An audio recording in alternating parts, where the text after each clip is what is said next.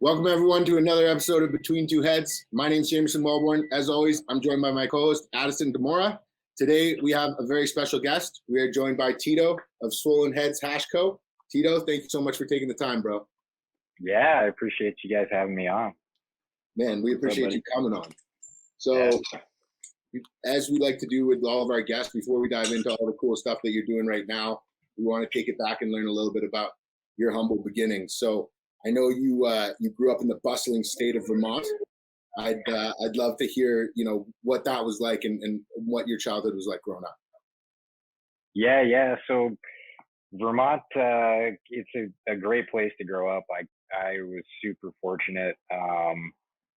I had two amazing parents. They loved me with everything. They put all they had into me and my sister, and so it was a great place to get a nice solid foundation. And my old man had a landscaping business growing up, and my mom, she was a nurse at the local hospital. So my sister and I went to the public school like right outside of Burlington area. So that's kind of where I started out. Grew up on like a 40-acre piece of property on a dirt road, kind of out in the middle of woods. And what were you like as a kid? Were you like in school? Were you a class clown? Were you interested in learning? Were you was school a pain? What were you like? No, so school was always super easy for me. I figured that one out pretty quickly, and that was a game that I got pretty good at, and then didn't really have to put in too much effort into the school kind of, I would do the cram for test the night before and write my papers the night before and the morning of that they were due, that kind of stuff. And all my friends were always pissed because I didn't really do any of the work and I still got good grades and all that kind of stuff, right? So yeah, I had like a bunch of different sort of friend groups, like I was friends with a bunch of the kids that were nerds. I was friends with a bunch of the kids that were playing sports. I played hockey growing up, and I was friends with the delinquents because I don't know, something about me from an early age. Like the first time I got arrested was when I was in third grade. So something about the delinquents, always was a draw for me. So you said something really interesting to me yesterday that you knew that you wanted to be involved with cannabis before you were even aware of what it really was. Like, talk to me a little bit about that and when you first became aware of the plant. Yeah, so I think my first exposure to it was kind of like secondhand through media and just like hearing stories from other people, right? Like I didn't really see weed for the first time until I was like, I think maybe 13, something like that. It was in 7th grade, and that was the first time I smoked. But I always knew as soon as like I found out what weed was, right? It always had a huge appeal for me. I was just like, that seems like it's for me. All these people that are smoking weed, they're chilling out, they're having a good time, they're seeing color, right? Like you see on The Simpsons when Homer's smoking weed and it's just like he goes into this cartoon world, right? And so I kind of thought that's what smoking weed was going to be like. So I was like, that's for me, and as soon as I sort of started looking into what was going on with the plant a little bit and that I knew I was going to be a stoner, I realized that I was going to be growing weed. It didn't make sense for me to be buying weed and smoking weed if it's a plant that grows. My old man, he had a landscaping business, so he was designing and planting all sorts of plants. He was always in the dirt. He had everything at our property that I could ever need to grow weed, so it was just like no brainer, right? And so what came first, your cultivation of cannabis or your first experience with cannabis? No, smoking came first for sure, but it was like before I had smoked, I was pouring through like the overgrow forums, I was like a 11, 12, 13-year-old kid, just like pouring through the overgrow forums for hours and hours and hours. And it was like, I remember Bog was a guy that I always like I ever saw him posting something on there, it was like gospel, you know. It was like he was one of the guys that I was just like, okay, I can pay attention to him and he's not gonna steer me wrong.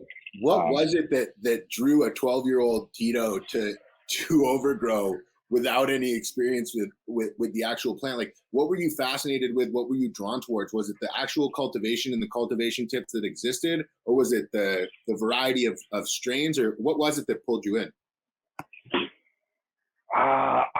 I don't think it was anything more than just like a curiosity, you know. It was, I knew that it was something that I was going to be into, and then so it's like when I get into something, I dive head first, you know. So it was just, I hit the internet. It was still dial up at that point, and it was like I hit the internet and just found Overgrow as like the biggest source of information for growing, really, at the time. And that's sort of what brought me into it with that. And then the first time I smoked weed, I was in 7th grade, and it was like a buddy of mine that I played hockey with. And we just sort of, it was after a hockey game. I went over to his house. We walked down the road. We smoked a bowl. He got high as hell. I didn't feel shit. And then we smoked another one, same story. And then we smoked a third, and he was absolutely ripped. And I still wasn't feeling anything. And he just like, he was high as shit, and he asked me like what his breath smelled like or something. And so I smelled his breath, and I told him it smelled like Vienna sausages. And then we both started rolling on the ground, and I was like, oh, okay, yeah, I'm fucking high. So that was my first experience with that one.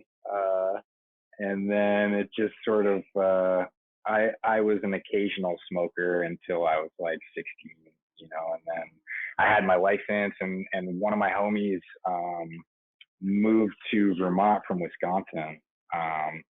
And he was just this hippie stoner kid that smoked every single day, and he loved the Grateful Dead and live music, and we got along like peas and carrots. And so next thing you know, it was like me and the homies were smoking every day with Wisco. And so that was like, that was when I really, you know, I became a true stoner. It was like I was smoking all day, every day at that point. And yeah, that's when I started selling weed too. It was like always, you know, it never made sense to me to pay for something that came out of the ground, right? And so it was like a lot of people have the similar story where it was like I didn't want to pay to smoke weed because I smoked a lot of weed. So it's like, you know, started buying ounces. You sell 6 ounces or 6/8, you get 2 for free, and then, you know, just sort of went from there. But I was definitely, I started trying to grow weed when I was like 15, I think, for the first time. And it was like, I bought some seeds off of Seed Day, and it was like a 10-pack or an 8-pack or something of different like Nirvana seeds. And I didn't know any better. They were cool names. They had cool pictures, and they were like cheap. I think it was like $15 a pack or something like that. So fuck yeah. So I got those, and then I continuously kind of tried to pop them, and it was like, so when I was 15, my old man died. He died in a snowmobile accident in like my front yard, and so I kind of had like quite a bit more freedom after that in almost every aspect of my life. It was sort of like, you know, I was of the age where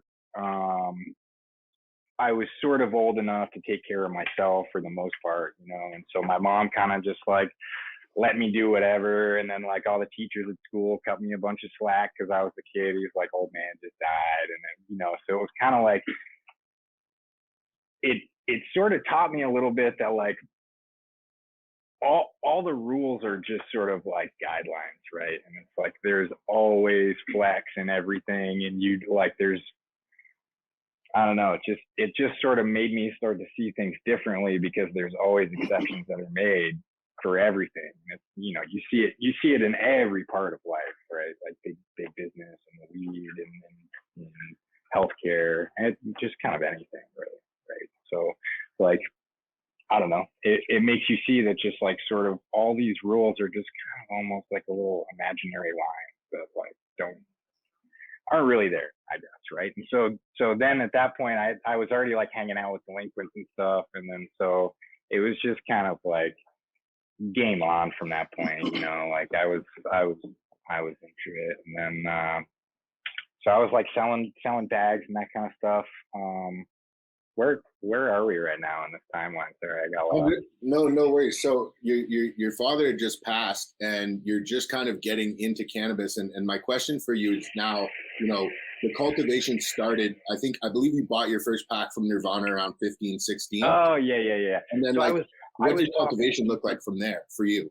Yeah, so I was popping seeds, and it was like my mom kept finding them. But at first, my sister was in college, right? So it was like at first I was trying to grow them with like these shitty little fluorescent lights, and it was like there were these string bean like seed starts that just weren't doing shit. My mom kept coming in and finding them and being like, "What the fuck are you doing? Get these out of here! I'm gonna lose the house." I'm like, "Mom, come on, you can see these, right?" And so it was like she kept killing all my plants when she would find them. I started throwing them outside. I got the seed start part figured out, and then I got them outside, and then they'd start growing outside, and she'd be like out mowing the lawn or something, and she'd find them wherever I'd stash them, and you know, same deal. What the fuck are you doing? Get these out of here! Somebody's gonna see these. I'm gonna lose the house. Fuck. So I was trying to do that for a long time, trying to hide it from her, trying to just like pull one off, right? It was like since I was fucking 12 years old, I've been trying to figure out how to do this shit. And so it's like, I'm like, yeah, let's do it. So finally, I've got a job at this point. I'm just about to graduate high school. I've put money into like the lights and the fans and all this shit. And so my father, his landscaping business, he had a barn like at the bottom of our property. Had like a 1/4 mile long driveway that went up the hill. And after he died, it was just kind of storage in there, right? And so, of course, that's where I set up my little grow operation. It was like one little light, and I got it to completion. I was super stoked. It was fire. It wasn't the Nirvana shit, actually. It was like, I ended up finding my grandfather had this friend from over in Brussels who had MS, and it was like she would bring weed over and she would get high. And so it was like, I found this little film canister over at his cabin in Saranac Lake, and it had some weed seeds in it, right? And so it was like, I'll pop those. And so the first crop that I actually got to finish was those seeds. And I was so excited. I told like everybody, I'm gonna have a bunch of fire shit coming down, and it was like a couple of days before I harvested. I went down to go check on the plants, and the door to the barn was kicked in, and all my shit was stolen, and everything was a mess. And so I learned a pretty valuable lesson with that one, like, shut your fucking mouth if you're doing some shit you don't want people to know about. Yep. Valuable lesson. I think everybody has to learn at least once, if not more than once. Until the hard way, that lesson. Yeah. So what happened next, Tito? What was the next move after high school? So after high school, I went to Syracuse University, and that was a pretty brief little stay. I was there for the first semester. Got really good grades, but I got caught smoking weed like twice in a week. One was in the dorms, and then another time was like we couldn't smoke in the dorms anymore. So they put us like in this weird little dorm that was like in this off-campus housing for like the upperclassmen and athletes. So it was like I was eating food with like the Syracuse basketball players and football players and all those dudes all the time. So it was cool. But we were right by this married student housing section where they had like a daycare center, right? And so like Syracuse, there's a shitload of snow. This was in the middle of the winter, and so it's like you're not gonna stand outside and smoke if you're like really smoking a heavy sesh, right? It's too cold. So we couldn't smoke in the dorms, and so we like walked up to this daycare center, and they had this big shed like back in the back part of the property where they kept like just all sorts of stuff for the daycare, right? So we were in there and we were smoking pretty tough. And next thing you know, it was like campus police comes in, and they've got like their guns drawn and their flashlights and stuff. And so they take us out, and they Oh, huge bust, absolutely gigantic bust. The shitty thing is there was this dude from the reservation that was going to school there, and he was getting some heady shit. And I think, pretty sure it was White Widow actually. But I had just picked up like a fresh 2 ounces from this dude, and it was like I had the whole bag with me when I was like at this sesh, probably trying to look cool or something like that. But, another lesson learned. Another lesson learned, exactly. Don't bring your whole stash. But yeah, so anyway, it was like I ended up getting kicked out of Syracuse, and then I went back to Vermont. And I finished up. I went to school there, finished up, got a degree in molecular genetics. And after that, I started working in a biochemistry lab, doing blood coagulation research at the university. And so I was like, most of that was it was a pretty big lab, and so there was all sorts of different projects going on. And so there was antibody purification, there was immunoassays that were going on, so you can detect like different levels of proteins in different samples. There was a lot of just protein purification to use in these different assays, these different experiments that we were doing. And so there was human tissue culture that was involved in it too. And so it was like I got a lot of experience in keeping stuff cold and purifying it, right? And so it's like it was a super helpful experience for the hash making. One of my projects was to purify a protein called tissue factor, and tissue factor is in a high concentration in human placenta, right? And so one of my jobs was taking human placenta that was frozen within an hour of the birth, right? Chopping that up, putting it into a glorified smoothie machine, and then putting that through the process, and then extracting that one single protein out of it, right? And so it's like all of that has to be done in cold. Proteins, if you don't keep them cold, they'll denature, it changes their function, and then they're no good. They don't tell you what you're actually looking at when you're trying to do these experiments. And so all of that was super helpful, giving me just like a base of understanding of sort of like how to go about purifying things, keeping them cold when you've got just like a mess of shit basically, and you just want that kind of one little thing that you're after, right? And so isolation, separation. Right, exactly. Isolation, separation, purification, definitely. So that was, I started doing that. I graduated from UVM in 2009, and then I worked in that lab for 3 years, and I was taking graduate courses there in biochemistry, and it was good. It kept my mind sharp, and it was, I've always liked puzzles. I've always liked trying to figure out puzzles, and that's pretty much what all of that sort of hard science is. It's puzzles, and so I really liked it, but it was kind of like at that time, they sort of stopped tenuring professors. And then also the guy that I was working for, he was a big shot in this field. He was kind of in the twilight of his career, and he had 3 like very, very well qualified PhDs that were great scientists, and he just sort of kept his thumb on them, and he treated them like shit. And I was watching them have to like kiss the ass of this guy that was like, basically holding them down and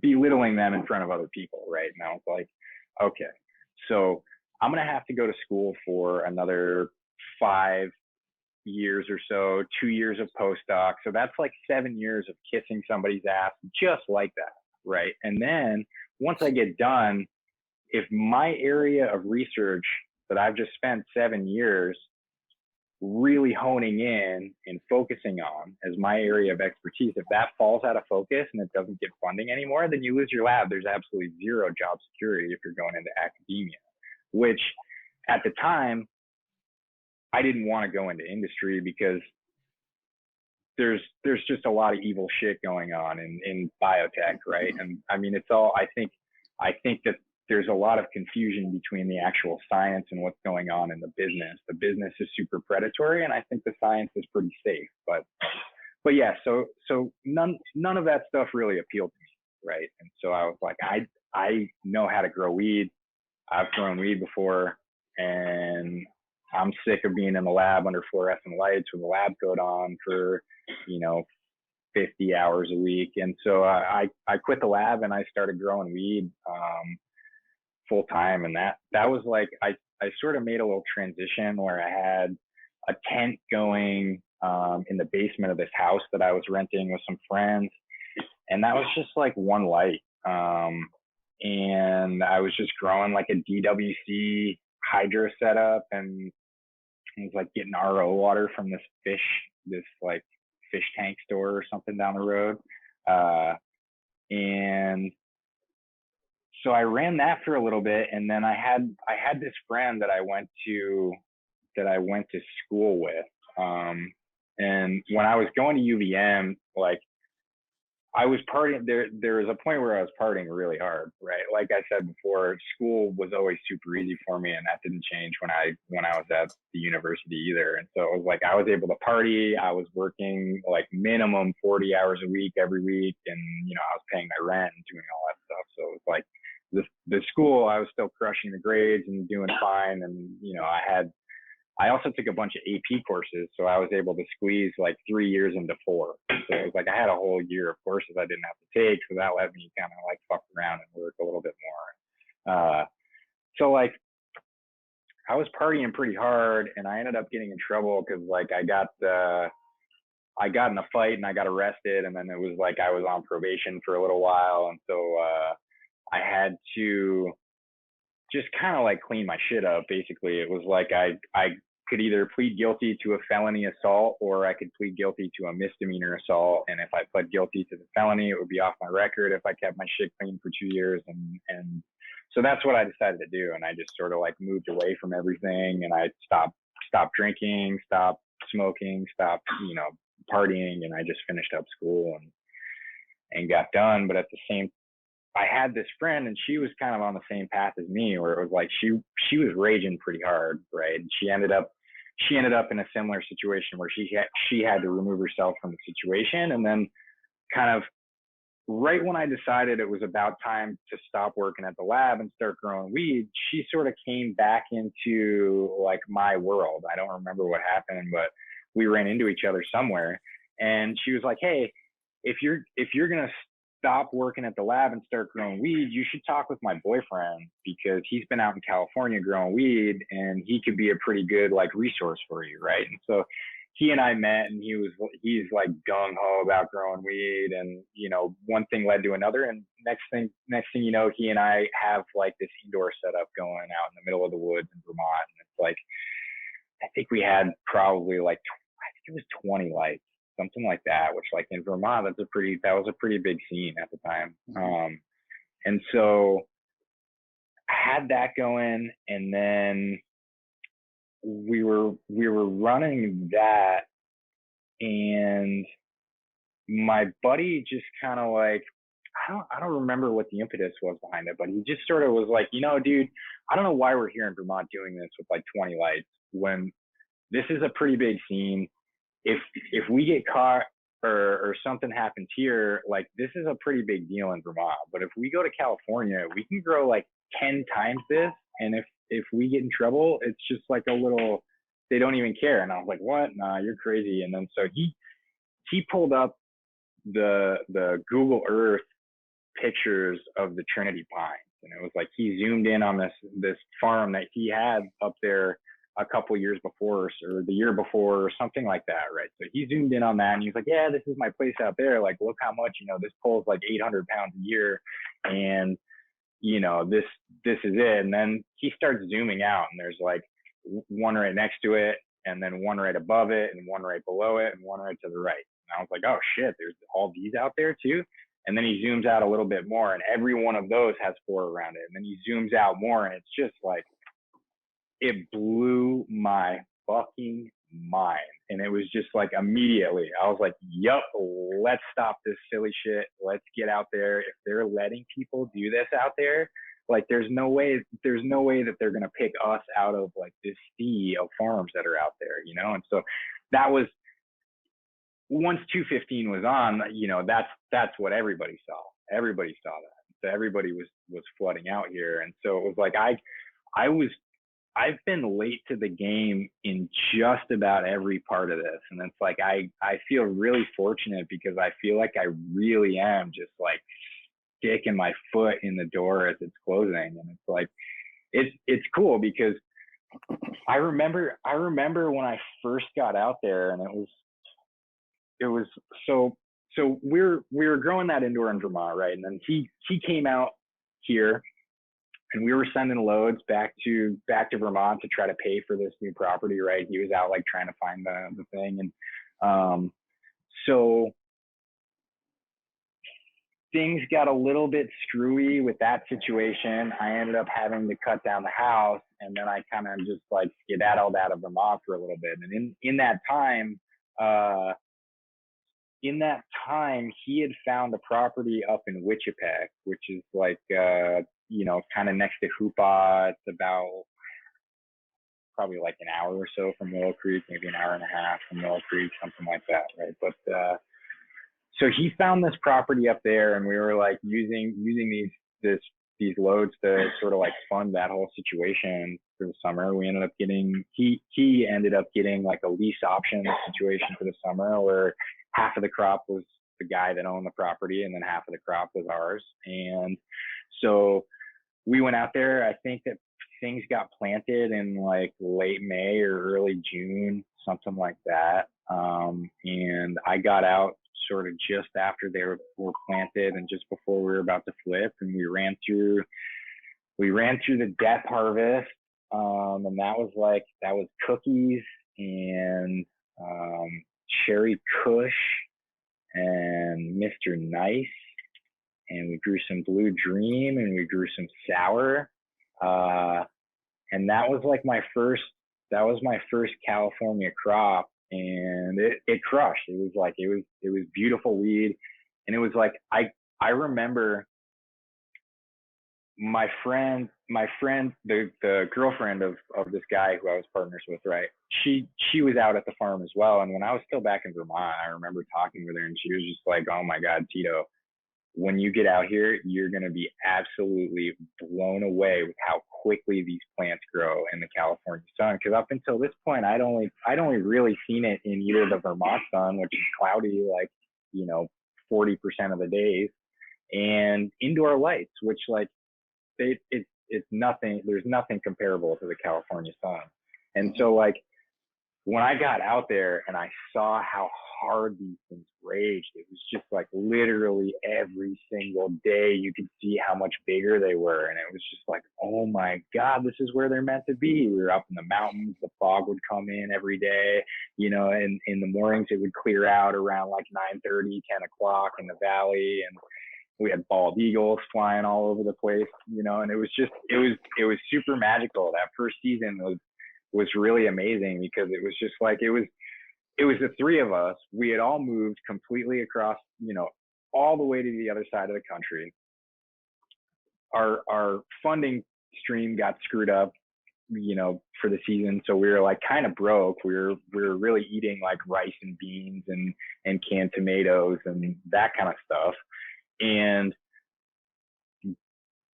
by the time that we finished that harvest, it was just it was that feeling of just you can do anything, you can conquer anything, and it was just we lived completely off the grid for 6 months or whatever it was, and we grinded through the whole season. We produced super high quality bud that year. It was really, really nice. It was really easy to sell. Everybody that came up to the hill wanted our weed, and it was What'd you move your packs for? I think we moved our depths for 18 in California, and then I think they were going for 3 OT, I believe, back then, I think is what was going on. So it was and that was 2012, I think, is when that was going on. So that was before, that was as prices were starting to drop, but it wasn't 2018, that was a crusher. But, craziness, yeah. Yeah. So what happened? what happened the following season? What, like, you're on the high, you just cashed out, the season went well, the gamble paid off, you're not eating ramen anymore. There might be some lobster and some really nice butter in your diet Yeah. now. Yeah. So what's going on? the Hill Ridge thing definitely started to kick off pretty good, right? It was like we had nice new grills and like, you know, it was just all the little like conveniences and comforts, right? That those we started to get. And then at that point, so I hadn't been paid for the previous season, right? And it was we were sending most of the stuff back east because we were being kind of greedy about it, right? And like another valuable lesson learned in that, it was like, you know, sending stuff back there. Driver got pulled over in Chicago, rolled with the DEA back east, set up the people that were back east. And then they rolled on the farm, and then, you know, the U.S. Marshals came out and they scooped up my buddy, and it was like that winter actually. So we were up on the reservation, or like right next to the reservation. We weren't on the res, but we were like right up next to it. And so in the winter, like all of the farmers leave the hill. We didn't leave the hill because we had this barn that was going, and it had 100 lights going in it. And it was all running off of this like big ass 100 kW diesel generator. We had like half the lights, we had 50 lights going at half the day and 50 lights going the other half of the day. And it was like a crazy amount of money in diesel every single day. And like, and it was stupid actually, because the barn had been wired up by the guys that owned the property before. It was like this stolen generator from this construction site, right? And so it was used and abused. It was ridden hard, put away wet. So it was like the generator was always going down, and I was always having to, you know, like, I don't know, the coolant was always going all over the place. It was always overheating. The radiator was always getting fucked up. We bought like 2 or 3 radiators for the thing. So it was just a nightmare of a situation, but like we had all of our infrastructure going. And so our neighbor, he was like trying to blast BHO, but he didn't want to do it on his property because he didn't have any of his stuff going, right? And we had power running for the indoor and all that kind of stuff. So we were like, yeah, go ahead, like, just, you know, you can blast up here. And so he was up there blasting. He and homie went down to town to go buy propane. And they drive by his gate as you go down the road. And they realized that his gate was kind of screwed up. They go in there and they realize that, like, you know, the lock had been cut. They go down to see like what had been stolen, and there was three people on the property that were there. They were on dirt bikes, and they were there like stealing shit while they went in to go check it out. And like the guy that had worked for them the previous season, he pulled up in like this shitty Plymouth Voyager minivan or something like that broke down as soon as he got to the property. It's like classic Hill story, basically. It's like the guy that comes to work for the summer shows up and his car gets fucked up, right? So, and then it becomes just like a Hill relic in the woods for however many years. So they pushed his van down to the bottom of the property. So these tweakers that were there stealing shit from the property, which is super common when all the farmers go, they just go and they pick whatever they want to steal and they steal it. So they had got this Plymouth Voyager running, and they had loaded it with all the shit that they were going to steal from the property, right? Which some of it was like valuable stuff. There was like a generator and, you know, some propane tanks, but then there was also just like half empty bottles of shampoo and like, you know, old orange juice concentrate that had been, you know, out in the sun for 3 months, like all that kind of stuff. It was just tweaker stuff, really. So two of them took off on the dirt bike and made it out to the road. My buddy pulled his truck across the gate so that the other one couldn't get out. And there was a spring that fed both of our properties, and we shared it. So it was like there was a trail that went from our cabin to the spring box, and then from the spring box to their property. So through the woods you could get back and forth to the properties. And so he took off on the bike down on this trail, my buddy, we had walkie-talkies, and my homie was like, "Yo, Tito, like we were down at the snake pit, and like there are these guys that were trying to rob the place, and one of them's coming like towards you on a bike, you know." And I was like, "Okay, cool." So I grabbed a shotgun, go out into the woods. I hear his bike stall out in like the mud, and so like I'm sort of just like hiding out in the woods behind some bushes, waiting to see like if I see him coming on the trail or whatever. Don't really see him, and you know, after a little while of being in the woods, my buddy was like, "Hey, yo, Liv is up in the cabin. Why don't you go like check on her?" I was like, "Okay, cool." So I went up to check on her, and then they ended up coming back to our property with all the stuff that they were trying to steal. And they're like, "Yeah, we found the bike in the woods. He like got it stuck and it stalled out."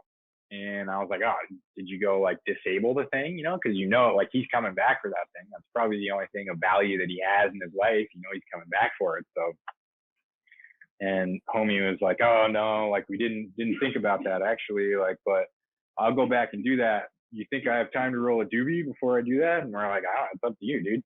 He's like, "All right, I'll roll a doobie." And as soon as he said that, we heard the bike fire up. And so he grabs a shotgun and takes off running into the woods, just like shooting off rounds in the air, right? And I looked at my homie and I was like, "Let's get to the road because that's where he's going." And so we drive up the road, up to the gates, open the gates up, and as he's pulling out, my buddy was just like, "Oh, here he comes." And he was coming up the road. So he pulled the truck across the road to try to stop him from being able to get through, right? But the truck wasn't quite big enough. So I ran to the back of the truck. He ended up going around the front, and I like ran and Superman dove at him, but I didn't hit him like square enough on to like knock him off the bike. I just sort of like glanced his shoulder a little. So he kept going. My buddy turns the truck around, and I jump in the bed of the truck, and then we take off after him. This is on, I don't know if anybody's ever been on Bald Hills Road, up in like the Wichipec area, but on the Wichipec side, it's just like all these switchbacks that you're going up the road. And so we lost sight of him, and homie was just ripping up these switchbacks. And then all of a sudden, same thing. He was like, "There he is." And I looked, and it was like 2 switchbacks up, and dude is like, you know, cruising. And we catch up to him right behind him, and we end up running off the road. We end up colliding with him, running off the road, going over this like 30-foot embankment, right? And so as we're like right behind him, I was in the bed. My adrenaline, I'm an adrenaline junkie. I like live for this kind of shit. It's like in the moment, like, I don't know, it's just everything slows down, and I just love like how clear like your thinking gets when you're used to adrenaline, right? And it's like Tito's like the Tom Selleck of hash. Bro, like, dude, fucking hashing him PI over here. You took a 30-foot jump in the bed of the truck, and then and you didn't hurt yourself, and now you're conscious. You didn't knock yourself out. Well, so we start. The bike and the guy disappear from the front of the truck, right? I look over to the right side, or the left side. I don't see anything. I look over to the right side, and I see the bike under the front tire. And then I look up, and we're starting to go over this cliff. And so I was like, all right, if this truck rolls over on me, I'm fucking toast. So I better jump out before this thing rolls on me. So as we start going over, I jump out. And I landed, and it was like I was coming. It was like a stand of trees. So I landed, I bounced, and then like when I came up, I just sort of like shifted my body because I was headed right to the stand of trees, but I didn't get my head out of the way. So I like glanced my forehead kind of off of one of these trees, and then stopped. And then the truck came to a stop like upside down up against the stand of trees too. And so I was just like, homie, you know, I was yelling his name. And he was just like, "Tito, you're alive?" And I was like, "Yeah." He was like, "Are you okay?" And I was like, "I think so." And then he was like, "Let's get this motherfucker." And then I was like, "Shit, that's right. Like we might still have to fight this fucking guy." Yeah. So then I run up the embankment, right? And then I look down, and I see he's like underneath the tire of the truck. His legs are like under, and he's like groaning. And I was like, "Ah, dude, we don't have to worry about him." And he was like, "Is he dead?" And I was like, "No, he's not dead, but he's fucked up, you know, like and he was like, "All right, well, help me get out of this." And I was like, "Okay." So I took a step on my right foot, and then I took a step on my left foot, and there was just like no integrity in my ankle. It was just like, there was nothing there. And I was just like, And so I was like, dude, my ankle's broken. I can't help you. Like, I can't get down there. And he's like, okay, I think I can get out myself. So he got out. He helped me up like the rest of the way to the road. And then I ended up getting airlifted out, like with the guy that was robbing the place. We were like shoulder to shoulder in the helicopter. But yeah, I broke like both sides of the ankle and then fractured my skull from when I hit the thing. Yeah. So then after that, we were like doing the load thing, right? And then that got all screwed up. U.S. Marshals ended up coming out to the property. I took off into the woods, and I was still on crutches, like from I think I had had my surgery at that point. So my ankle was fixed, but it was still like, you know, all casted up, and I was in a boot and all that stuff. So I like crutched out into the woods and waited that one out when they came. And like we took maybe a week off to regroup, and then it was just me and homegirl, and we replanted, and we got like another employee from back home that came out and started helping us, and we rebuilt the previous winter. We got this freak snowstorm, and we ended up buckling 2 greenhouses in the snow. Again, more like L's that you learn from, all these things, right? Like I don't know, they were like 20 by 100s, I believe. No, they were 30 by 100s at that place. So we lost 2 of those in the winter. So we replanted, and then we started to rebuild those two things. And then they did that year. They also did Operation Yurok, which was like this big project up in the area where they got a big federal grant to go knock down a bunch of farms in the valley, because the Yurok are like traditionally a salmon fishing tribe. So they got this grant to go up and try to protect the environment, because, you know, all the weed farmers up there were just, you know, destroying the environment for the salmon, which, you know, is definitely true, but it was done with like a blanket sort of thing, you know. So they came, we replanted, and they put up, like, it's funny, they gave us a little bit of a warning that we were gonna get raided, because the LA Times put out this article. It was like a 2 or 3 page spread or something like that was like Operation Yurok, like to start whatever.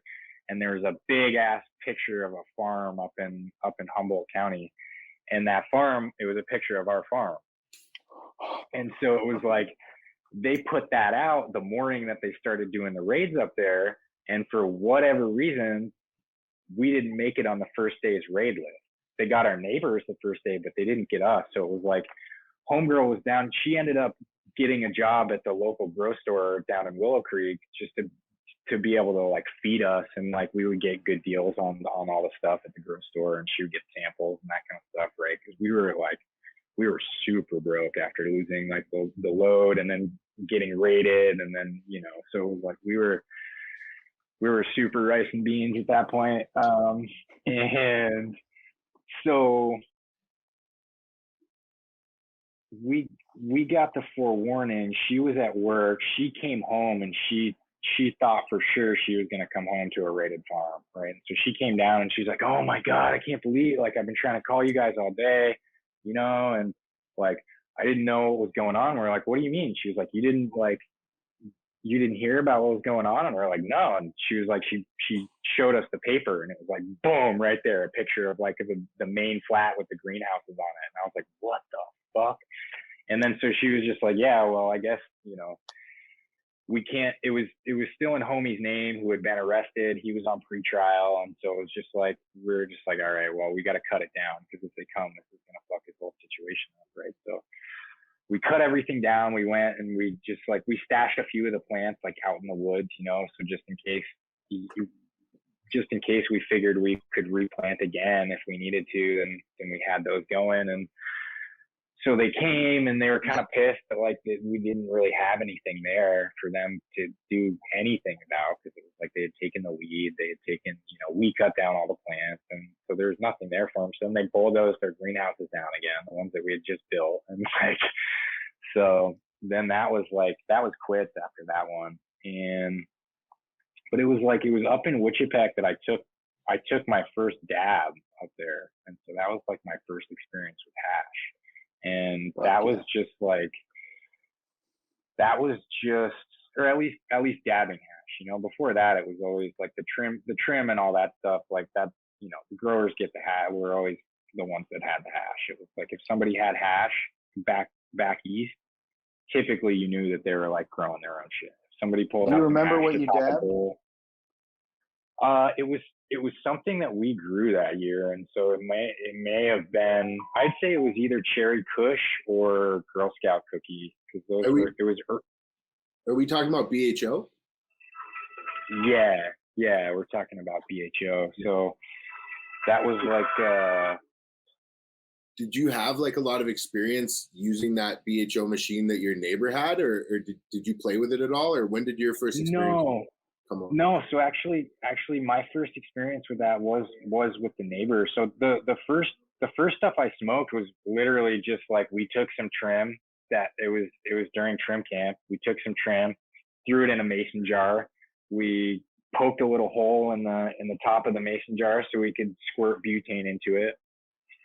Filled it up with butane, and then we took the top off, put a coffee filter on, screwed the top back on, and then dumped it out into just like some Pyrex, let it stop bubbling, and then it was like go time. And so that was the first dab I ever smoked, full of butane and just like absolutely terrible material, and you know, it was trim, just like shitty trim.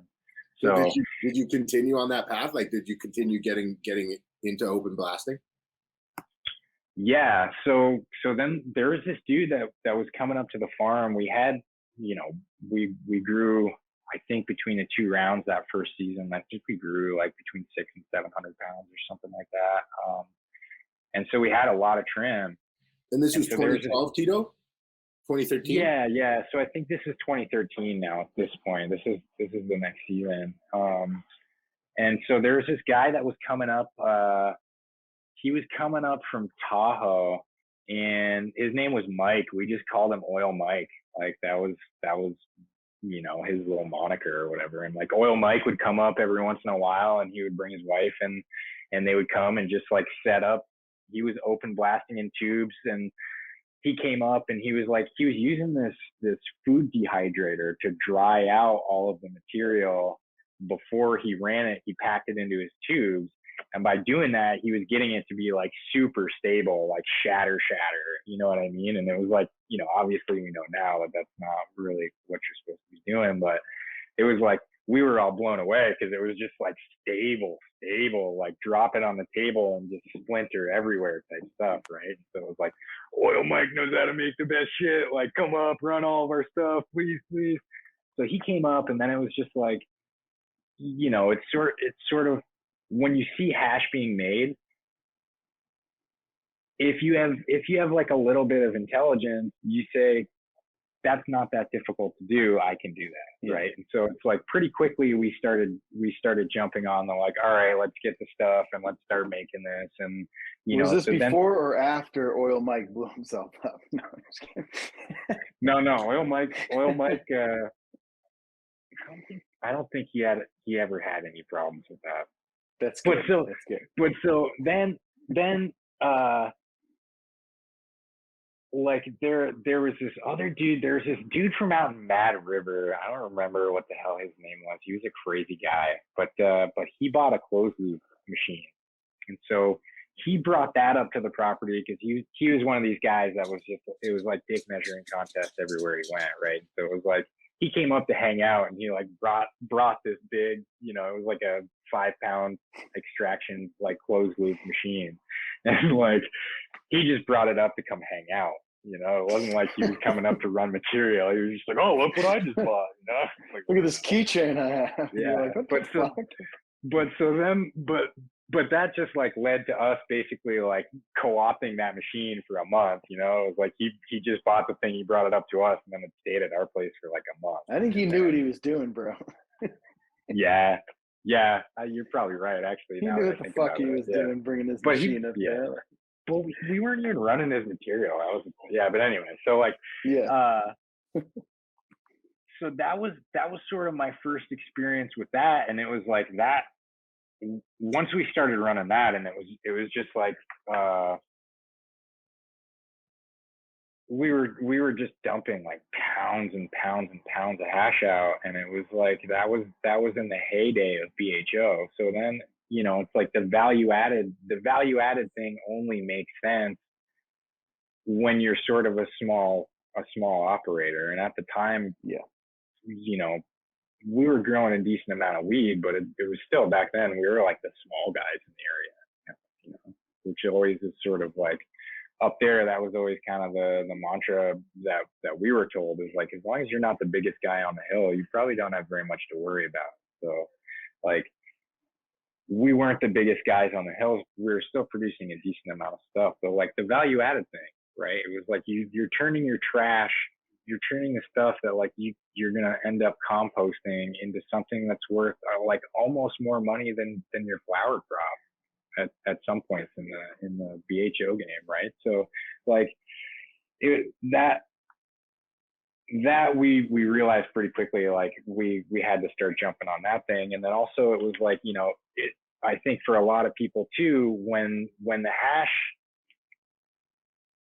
when things aren't going well, when things get screwed up with your operation, like the hash is always a good fallback, because it's like, it doesn't take a lot of investment. It's pretty low upfront cost, and you can make it pretty quickly and pretty easily without a lot of labor.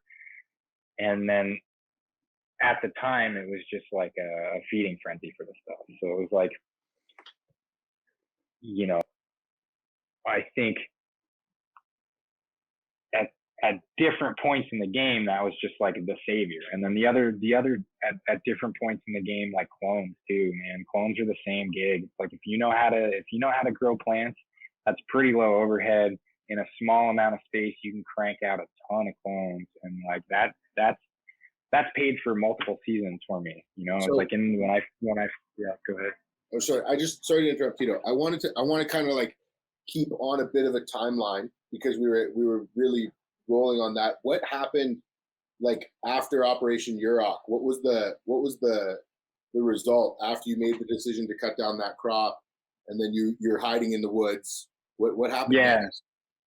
Yeah. So then we were just kind of like, we were just sort of like homeless a little bit at that point. Like I spent a few days sleeping on like Clam Beach, and then I had a buddy that lived.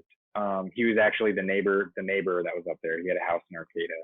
He lived there with his wife and kids, and so I crashed at their place for a couple of days, and then one of my friends, or the guy from Vermont that came out to work with us, he had a buddy that he just hit up randomly, and he was living down in Arcata. And it's my buddy Max now, and this is the first time I met him, and he was just like, yeah, you guys come crash on my couch, you know, like come hang out, like dude, figure out whatever you got to figure out, you know, like maybe we can get you some work at like some other properties, something like that, you know, like who knows, but come crash, like you got a place. And so I went down there and I crashed on the couch for a week, and it was like I went around and I did some trimming work just to get a little bit of money, and then I got like a $25,000 insurance settlement from that accident that I broke my ankle and fractured my skull. So like that came in shortly after we got raided. I think it was like 2 or 3 weeks afterwards, right? So it was like I was bouncing around for a little bit, but then as soon as that check came in, then I was like, okay, game time. It's time to start working. I bought a closed loop machine. I like all of the money that I was owed for trimming. I just said, yo, pay me in trim. And they gave me trim. And then I took it, my buddy who I was working with, he had a place up in the Pines, and he had rented that out. And when we got raided the first time, they also came out to that farm, which he had leased out to these kids, right? And so they came out there and they knocked down the farm there. The kids were pissed because they were like, yo, we got raided because of your decisions. Like, that's not super cool. And homie was like, well, guys, there's nothing I can do for you about it right now. And so they just destroyed the property basically. And so homie was like, yeah, you can go up to the Pines and like, you know, maybe clean the property up, and you can like do some work up out of there, and you know, you'll have like a home base or whatever. So then I went up into the Pines. and I was just cranking away BHO up there for a little bit, and then well, I ended up having like a little accident, ended up burning the cabin down that was up there. No explosions, but you know, fire, which was not good. And it was like, luckily they got the fire out like fairly quickly, because it was like when it was happening, it was like I went out to go check. I was blasting in this garage, right? And it was like it was a metal sided garage, cement floors, and I had like the big garage door open, so like pretty good in terms of ventilation and nothing that's really gonna burn, right? So I was blasting in there. I had poured my honey pot off into a Pyrex dish, and it was still just sort of like bubbling away a little bit, and the wind had picked up, and I didn't want like dust or anything to blow into the Pyrex dish. And so I took the Pyrex dish, brought it inside into the kitchen, and I figured it was, you know, it had bubbled off enough that like I didn't think it was going to be super dangerous, right? And I went outside to check the back ovens, came back out, and then there was like smoke coming out of the door of the cabin, and I was like, oh fuck. So I ran inside, and it was like the Pyrex dish was on fire. Still not really sure exactly like what it was that caused the ignition, but the flames were like licking the ceiling in the kitchen. And so I pulled the Pyrex dish off, put it on the floor. In my panic, I like couldn't find where I had the fire extinguisher. So I went and I grabbed like a blanket to go smother the Pyrex dish. And in doing that, it was like the blanket was almost more flammable than the goddamn butane was, because it was like it went up so fast as soon as I started to smother it. And it was like, then there was like this mattress, right? So then I ran and grabbed this mattress, and I was trying to smother it with this mattress, and the mattress was more flammable than the goddamn blanket was. And so it was like I was here just feeding this fire basically. And then so I bolt out the back door, and I run across the street. There's this sketchy ass old neighbor. It was so like the Trinity Pines, right? I told you zoom out, there's all these pot farms up there. It's lawless. The cops never go up. It's like people are shooting guns all the time. There's packs of feral dogs that are like super dangerous actually. And like, it's just lawless up there, absolutely lawless. So this old dude, he's not even growing weed. He's just a crazy bastard that's like, you know, living off the grid, just being a wacko. So I run across the street to this guy. The first time I show up to the property, he's standing in the middle of the road with like a sawed-off shotgun. So it's like, I run over there hoping not to get shot by this dude. And I'm like, yo, you have a fire extinguisher? And he's like, yeah, you want me to call the fire department? And I was like, you bet your ass you call the fire department. And so I ran back, and like the back door to the kitchen, which is where the fire started, right? That was right. So I opened the door, and then I sprayed the floor to like gain entrance, right? This is like, I remember that from middle school fire safety or some shit, right? And so I spray the floor, and I walk in, and as I walk in, I carry a bunch of oxygen with me. So I just get blasted by this fireball, and it was like burns my eyebrows and my mustache and, you know, all that. But no, that's not happening. Go back out the door, and then I just start running around grabbing like everything I can that's gonna be like a sketchy thing for if anybody comes. And so I just started like scooting all that stuff out in the woods. Fire department comes, they get the fire out, like thankfully, because it was like if I had set the pines on fire, you know, that's like 500 or 600 farms that are producing 1,000 pounds each that are all like hating Tito at that point. And so I was like, yeah, I was crossing my fingers that they were going to get that out, and I was going to be able to leave the pines that day. So yeah, that happened. And then it was just like, dude, Tito, you just like, you almost died like chasing down the dude that was robbing you. Like you got raided twice. You almost died in this fire. You almost went to jail from this fire. Like, I think it's time to like chill the fuck out for a minute. Like let's regroup. Time to go solventless, bro. Well, and I mean, really just like so I went back to Vermont after that. I was just like fucking dick in the dirt, like, you know, depressed. I'd been wanting to do this stuff. I finally had been living my dream for the last like two and a half years, something like that, right? And then it was just like all of it fell apart. All of it fell apart. I didn't have any money, and it was like I burned the house down. My buddy, he owed me a bunch of money for working for the season. All of our crop got sold and everything, and then everything went to shit with like the raids and the this and the that, and then I burnt the house down. So it was like basically what he owed me for growing all that crop of what came off of it was basically equivalent to the value of the building that I burned down. And so it was just like he lost out on the building. I lost out on all the money that was being paid. He was going to jail. I didn't have shit. I couldn't, I was like, I wasn't comfortable being in California because it was also at the time when when a BHO lab goes up, like they're not super happy about that. And they're like, those are the kind of things that they were really looking at. And so I was like, I'm going back to Vermont. And so I went back to Vermont for like 2 years, almost 2 years. And I spent the season growing grapes for making wine at a winery back there. And that was really interesting. And then a friend of mine who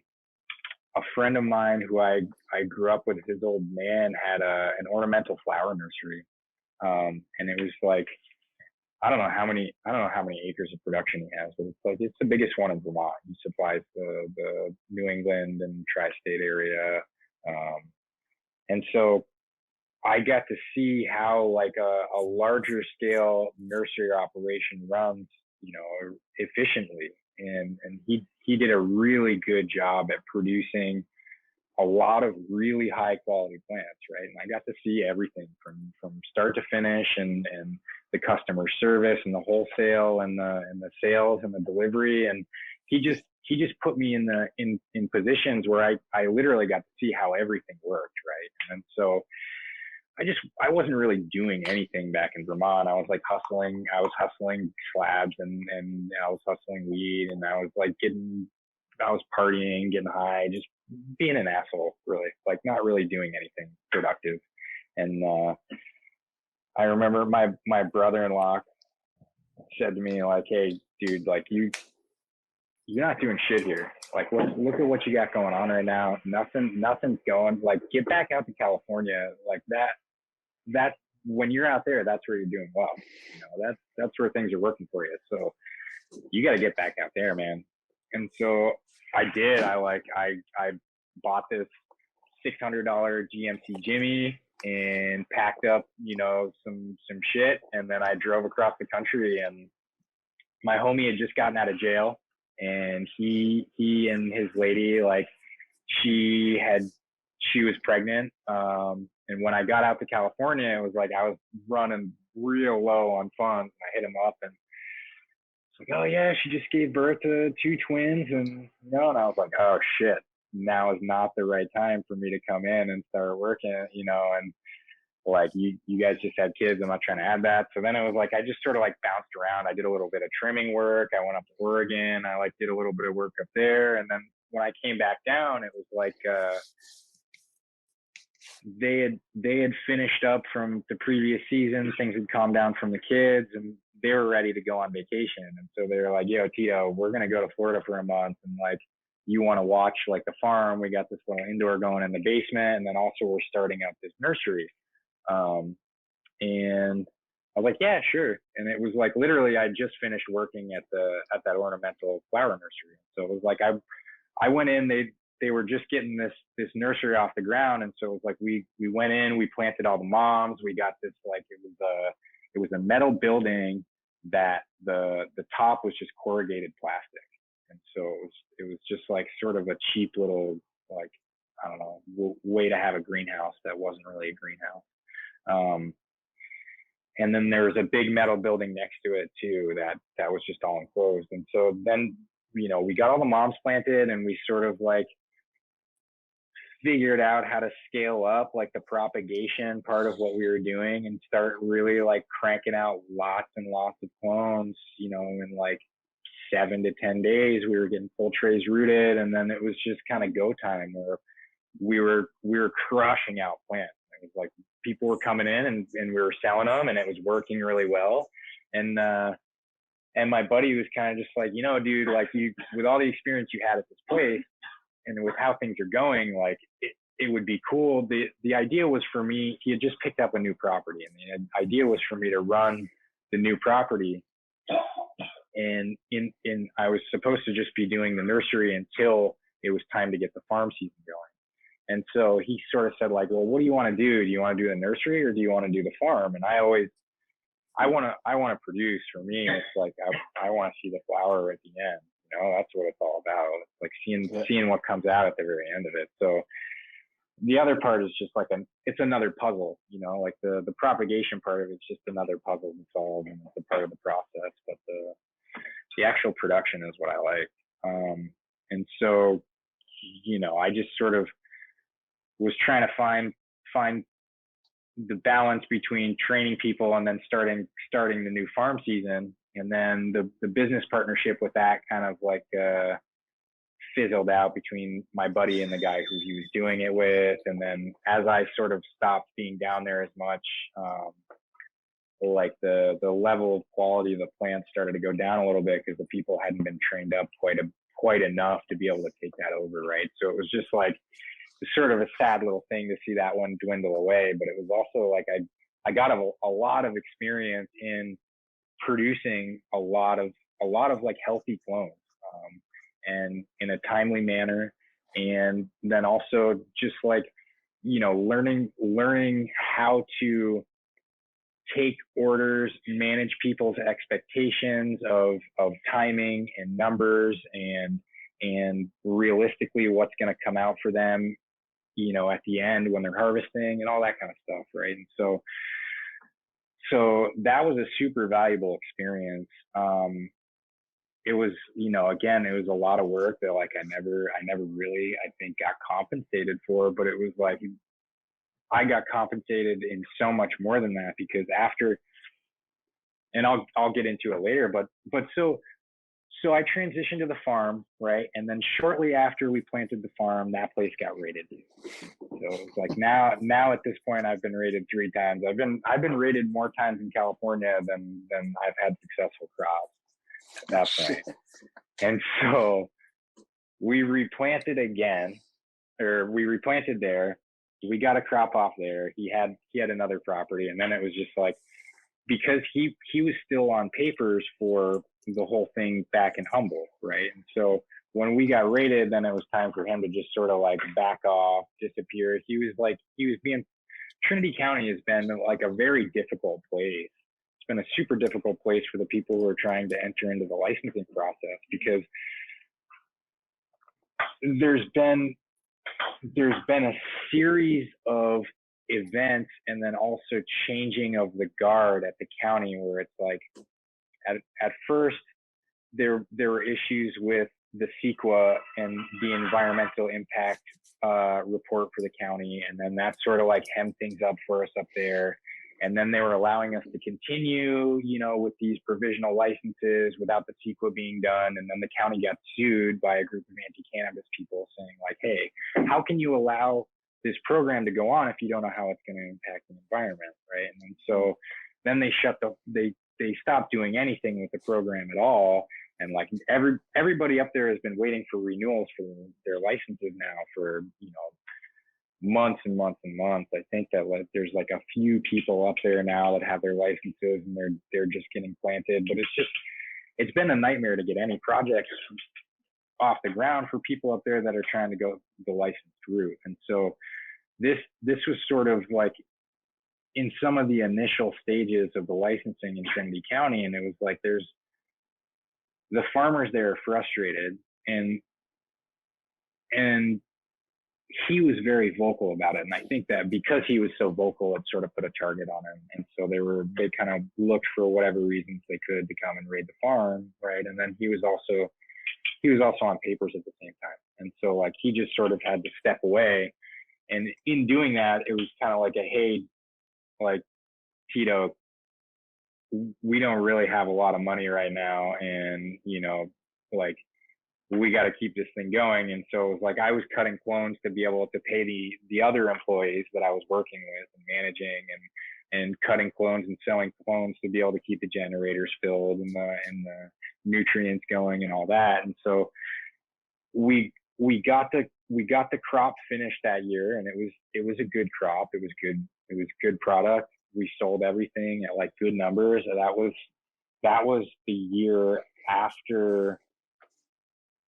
I think that was the year after 2018. I think no. That was the first year that like numbers kind of came back up again after they hit the ground.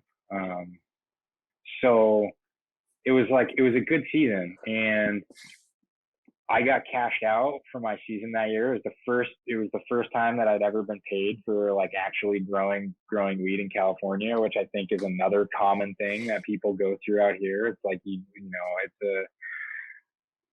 take your licks, and it's like if you get in there and you're able to take those licks and you keep on going with it, I think that's the kind of stuff that like builds the tough skin that now with the industry the way it is, it's like you gotta have that tough skin. You gotta have that like, well, shit happened and I lost everything and I was able to still like come back and like make stuff happen and get to where I am now. And if it all happens again, then I can do that again.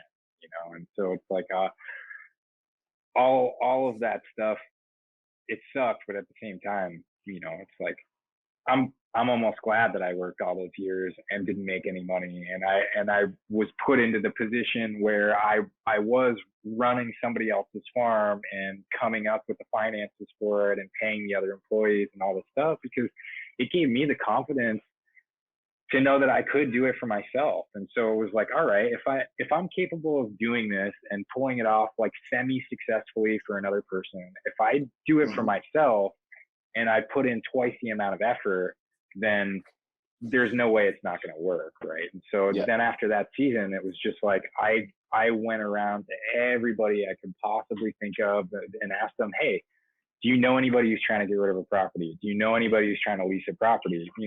And it was just in asking literally everybody that I knew out there, and I had met a lot of people. Like the clone game, that was another thing where it was like, in selling all those clones, I made so many connections in Trinity County that I never would have made otherwise. And it was also like I knew who had what weed too. So it was like that was also like another benefit of selling the clones, right? It's like you have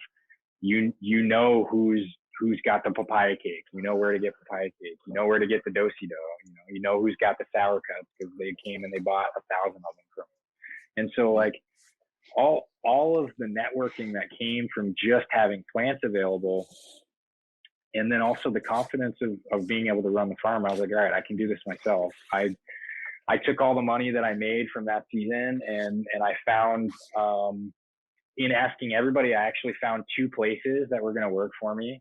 And so I like rented this one little property in Douglas City. It had like 48 smart pots on it up on this hill. And it was like this little cabin down by this creek. And then I found a farm over in Junction City. And it was a similar situation to the one that my buddy had in Humboldt, where it was like we were going to split the crop that came off of it that year. And then I was going to use all the money that I made from that as the down payment and to continue on that property.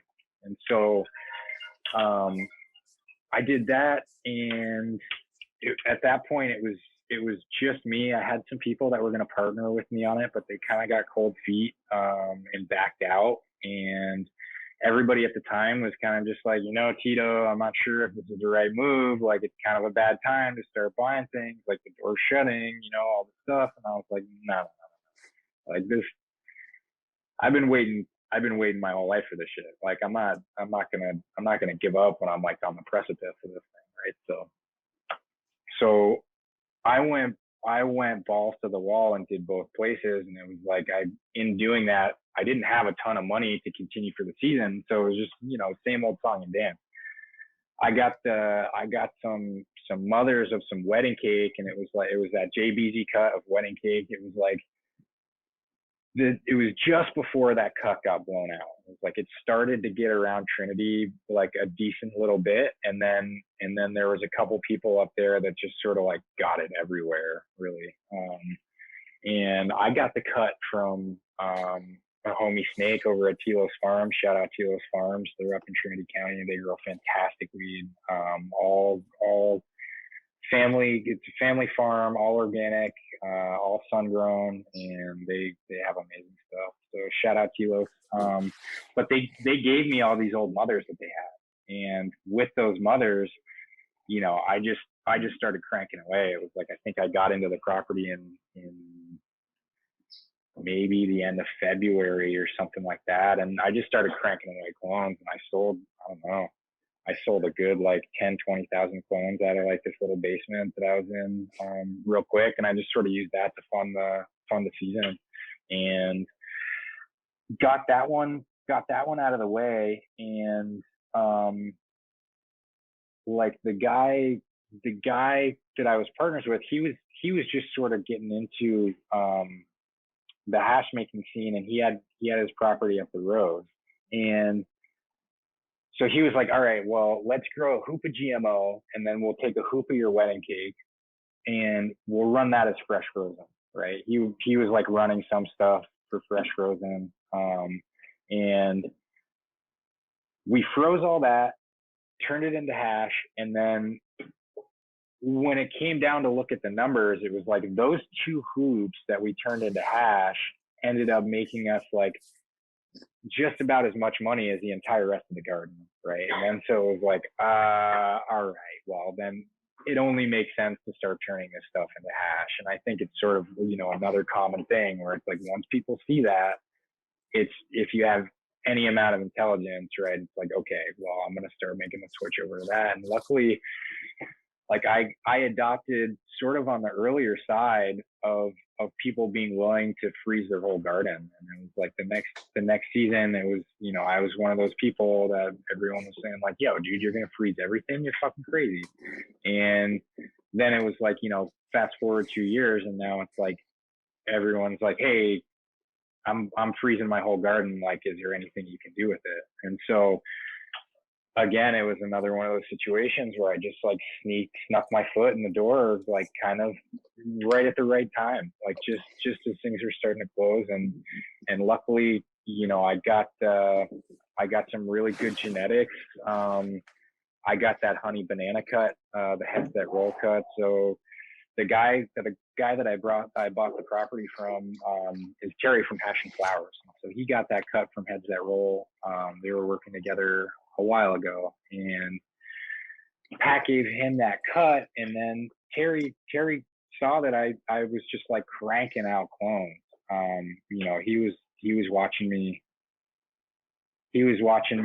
crank those things out, and he said like, hey dude, I've got these farms that are going, and I don't really have the staff up here during the winter to keep these things healthy. Can you like come up and take some cuts and save the genetics, and then, you know, get us back some healthy stuff? And I was like, yeah, of course.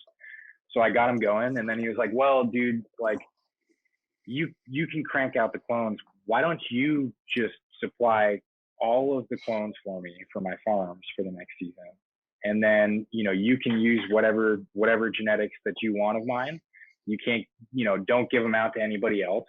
And like, you can run them as much as you want, and, you know, you give me the clones, and we're all gravy. And so that's how I ended up with that honey banana cut. And that was another thing that it was just like, when people heard that I had honey bananas, they were all about it. They're like, oh, no way, I can get honey bananas. And that was before really like a whole lot of people had it. And it was kind of that property in Trinity, like on that road, it was at one point it was me at the bottom, and then there was Hash and Flowers up the road, and then there was the Mad Hasher was on that road, and then also Heads That Roll was also like the next farm up from them. And so like on that hill, there was like a good little belt of hash production there. And then also, you know, like Sif was coming up there for a little while, and the Triangle Trichomes guys were up on that hill too. And so like there was really just like kind of a crazy amount of hash and hash makers operating right all there in the same situation.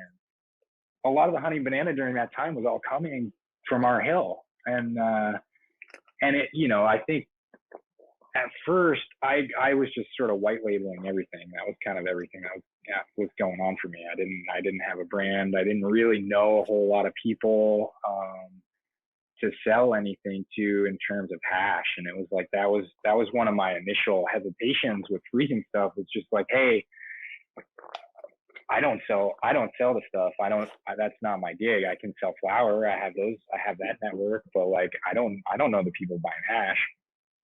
And pretty quickly I realized that it was like, if you had high quality stuff, and especially at that point, if you had high quality stuff, it sort of sold itself, you know, and you just had to get it in the hands of the right people. And so my buddy Charlie and I went to Emerald Cup that year and just started going around and shoving jars of hash in people's face. And it was, I met the homie Ashok with Ganja Guru.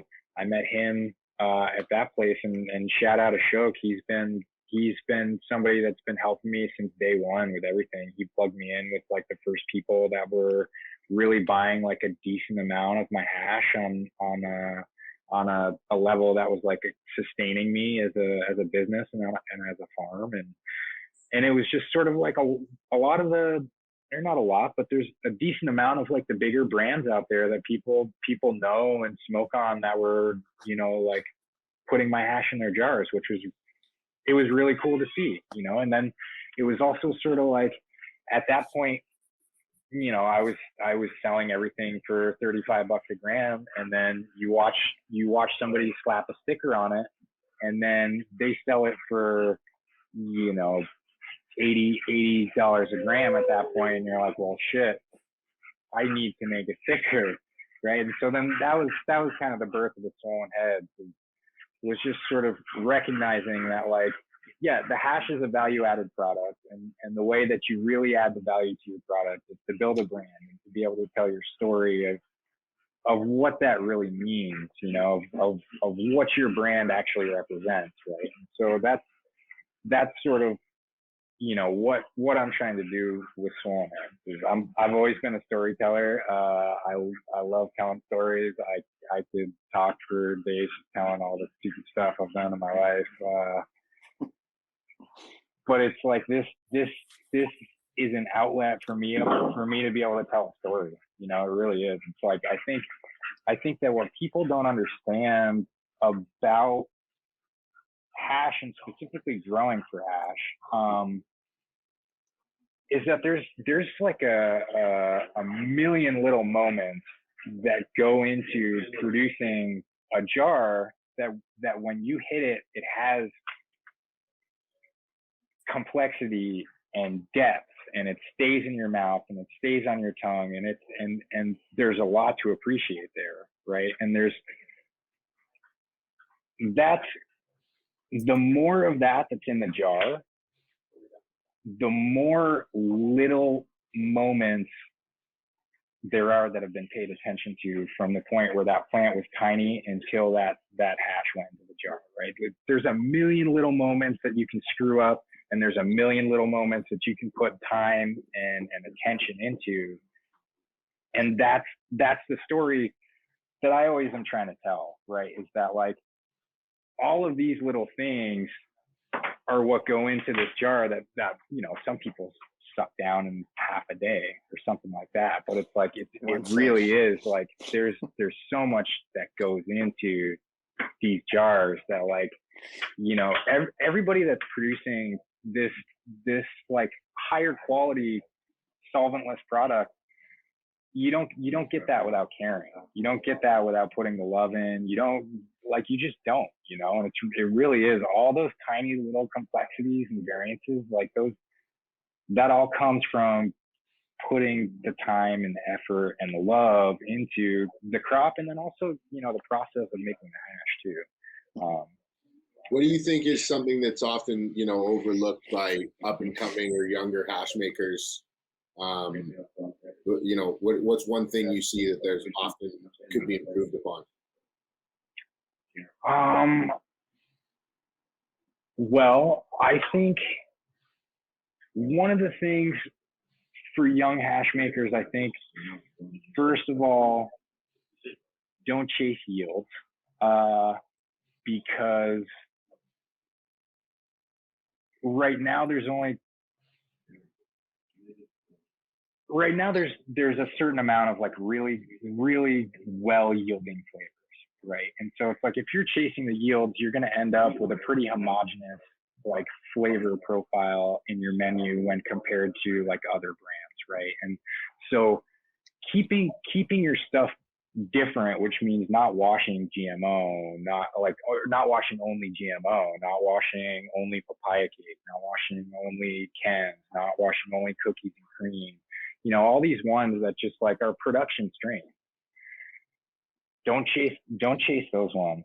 I think menu selection is a big thing, right? And then also being able to control where your inputs come from, I think is probably the biggest thing. If you're not growing your own stuff, you got to cozy up to some grower that really knows what they're doing, because you're never going to be able to produce good hash unless you have good starting material, right? And it's like I was saying before, you're never going to be able to have good starting material if you don't have somebody that's putting in that attention and that energy and that focus into really understanding what's going on with their crop.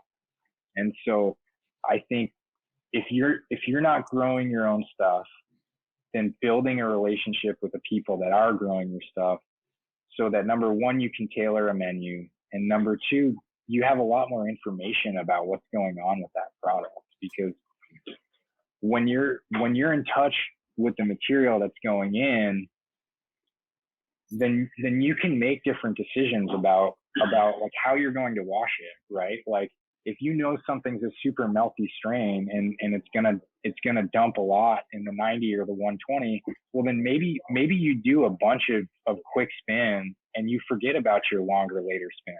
You just try and collect that melt, and you say forget, like put the 70 down into the 45 and just go after the melt, you know? And like that kind of stuff, like when you really know your material and it's consistent, which is difficult to do with outdoor, right? The consistency in outdoor is another thing that's sort of like a little bit more of a challenge to deal with, because even if it's the same grower, the environment's going to be different from season to season, right? The bug pressures and the different environmental conditions. Even if it's greenhouse or indoor, there's even slight differences, you know, that we see. Yeah, absolutely. Greenhouse too. And so, you know, I think that material, like having some type of control over the material, that's something that up and coming hash makers need to understand too. What are your thoughts on fresh press versus cold cured resin? Like do you lean one side or the other? Yeah, I mean, my thoughts on fresh press are, I understand why people like fresh press. I think you know, the real connoisseurs like to see how it cures up, and then they like to play with it after it cures up to whip it up and see how it whips. And you know, like me personally, I don't like smoking fresh press. There's very few fresh press products that I've tried that I've wanted to dab as fresh press again. You know, it's like T Beazle. I'm trying to remember what it was he gave me. I feel like it was Eros con leche, but he gave me some fresh press of that, and it was just like absolutely delicious. And that was like, you know, that's one of the exceptions I can think of. And I think the Dr. Vert peach rings that I had was fresh pressed too, if I remember right. And that was some of the best hash that I've ever had. That stuff was absolutely delicious. But yeah, so some fresh presses, it tastes great, but I think that same hash when it's cured is better. So it's like when you're drying flower too, right? Like you cut it down, it's freshly dry, you smoke a doobie, and it doesn't taste as good. And then after you let it cure out, then your terpenes mature and your heads like finish ripening or whatever's going on in that process, where the terpenes are sort of like. Just speaking on that for a minute, have you ever encountered a varietal that you enjoy dried, semi-dried, dried and cured resin more than you prefer it in live, fresh, frozen form?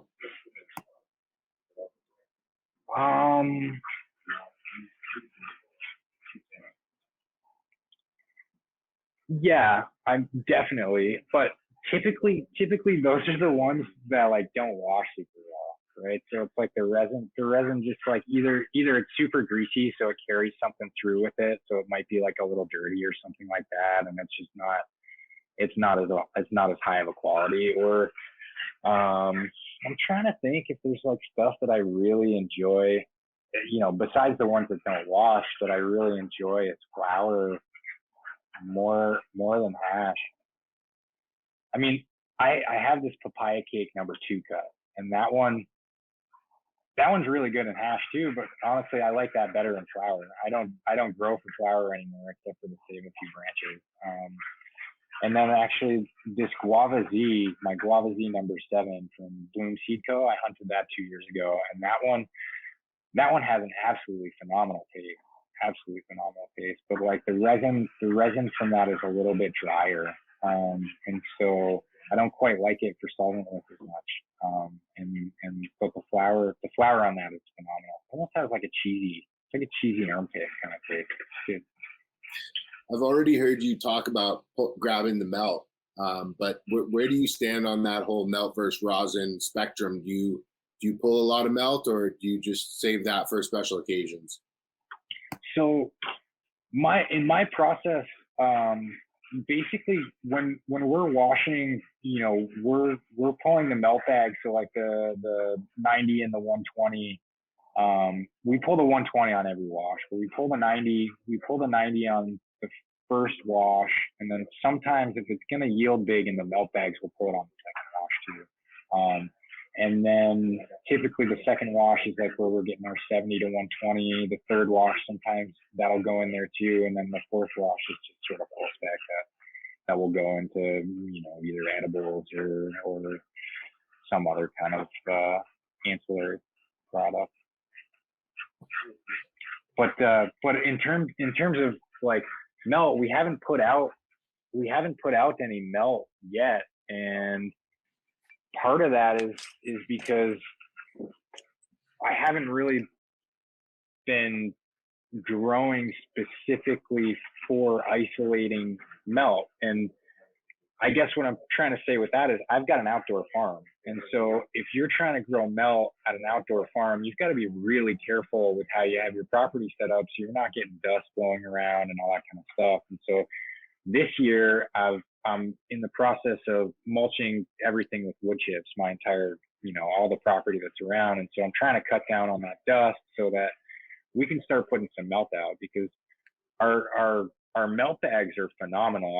I have a bunch of the 90U and 120U saved away that like I haven't really done anything with besides enter stuff into Legends and Ego and this Best of New York competition and that kind of stuff, right? So I have all the 90U that's been squished, or the majority of it's been squished, but it comes out a little bit too peppery for what I would want to put out, right? Like the melt is for the connoisseurs and the people that really know hash. So it's like those are the people that are going to be critiquing your product, and I don't want to be putting anything out that somebody's going to say that's not fire.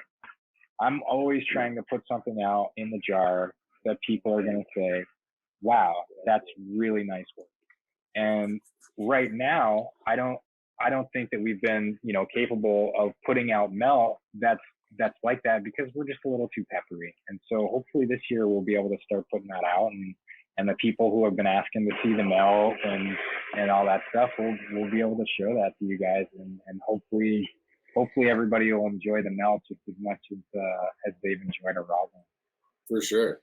as somebody who's gone to look at a ton of indoor as well as get his hands on a ton of outdoor, what are your thoughts on the cultivars you've seen expressed both inside and outside? Like, is there always a consistent lift with the sun grown, or is there some cultivars that do better indoors?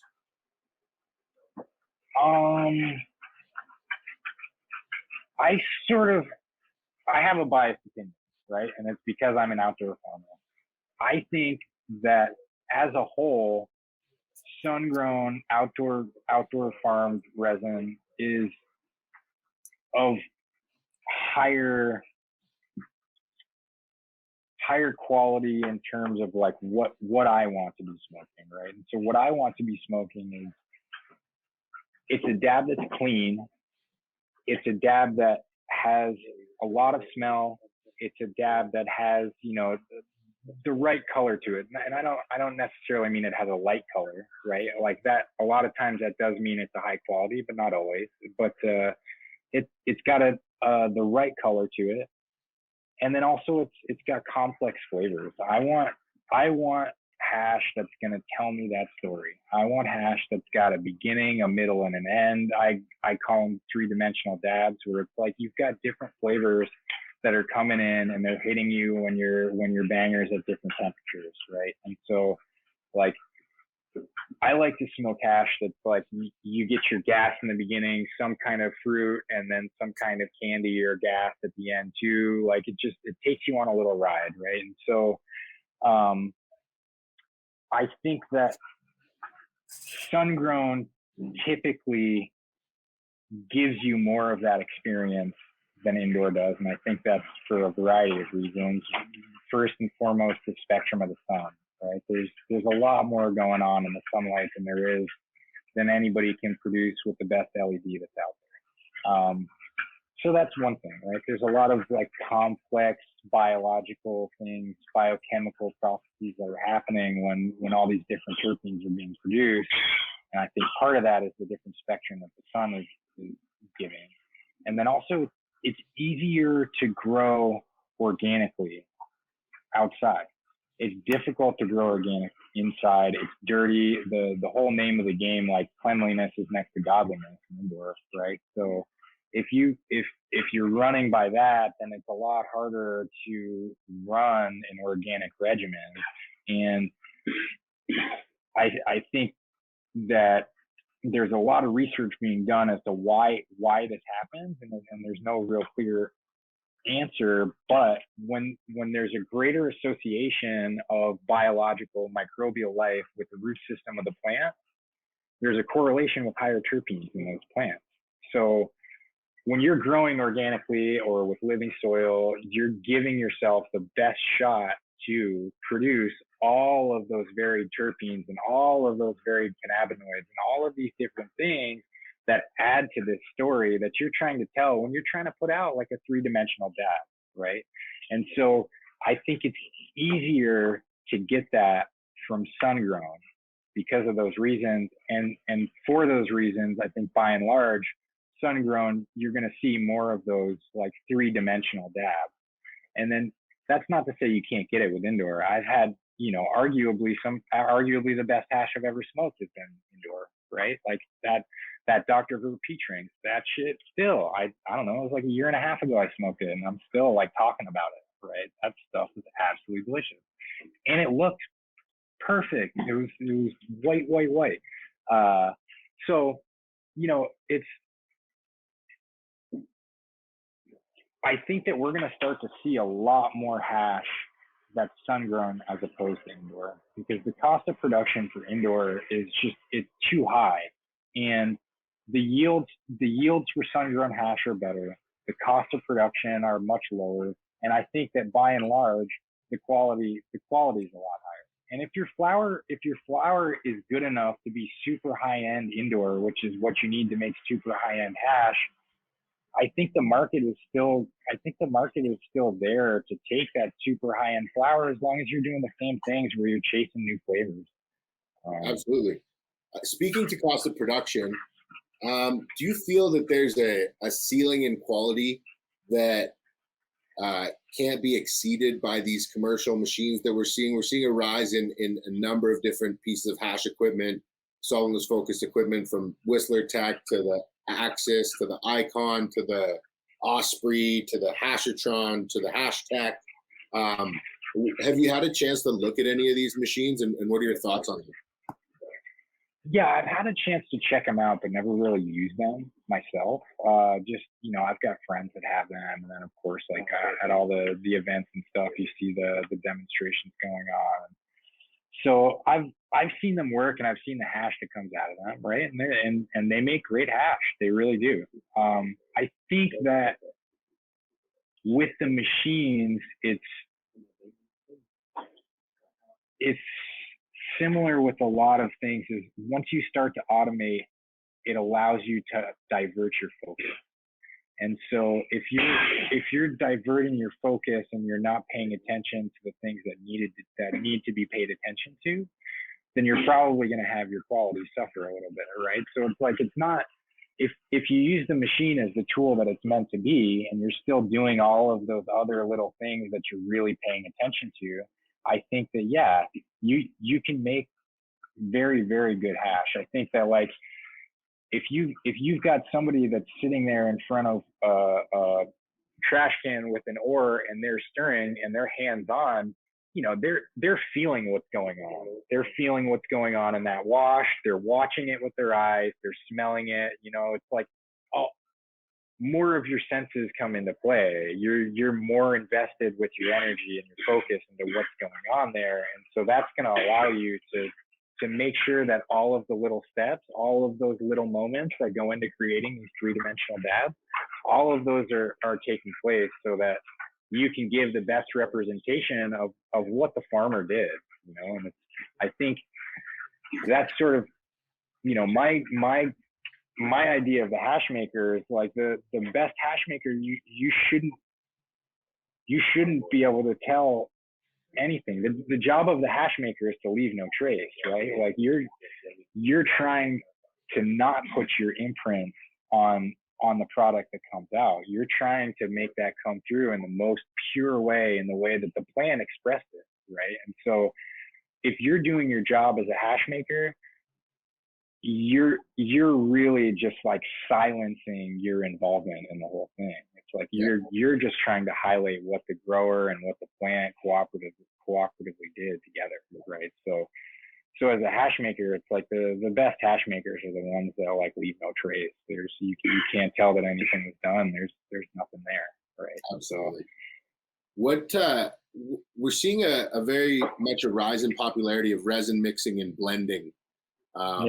Either pre and post or post wash. Is that something that you're a supporter of, or what are your thoughts on that matter?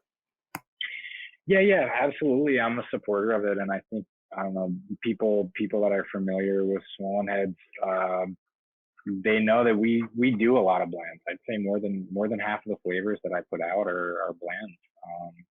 And I think that if you look at this type of stuff that's winning these hash competitions, like most of them lately have been blends. And I think it's a way to create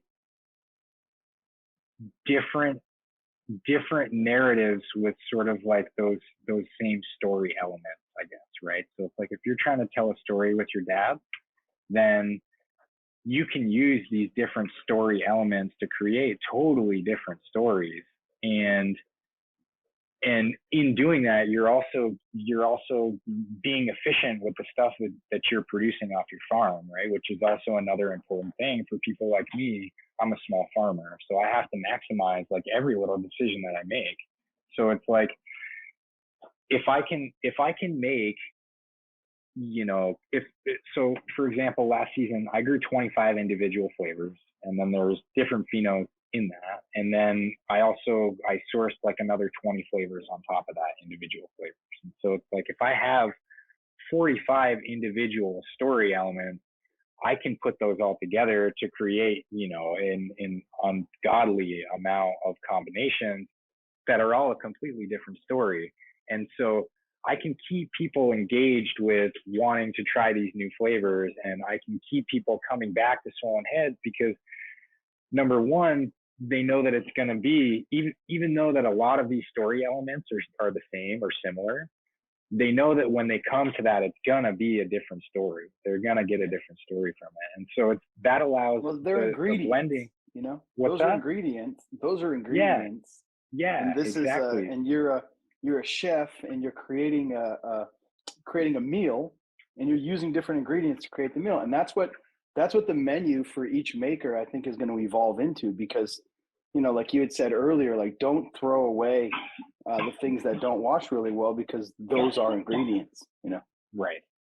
Yeah, exactly. And like having those flavor ingredients, and then also, you know, it's like like I was saying, every crop is different. So it's like sometimes that papaya cake too that I have, like if I run it in depth, like number one, if I run it in depth, I'm seeing like 2% less strain for strain.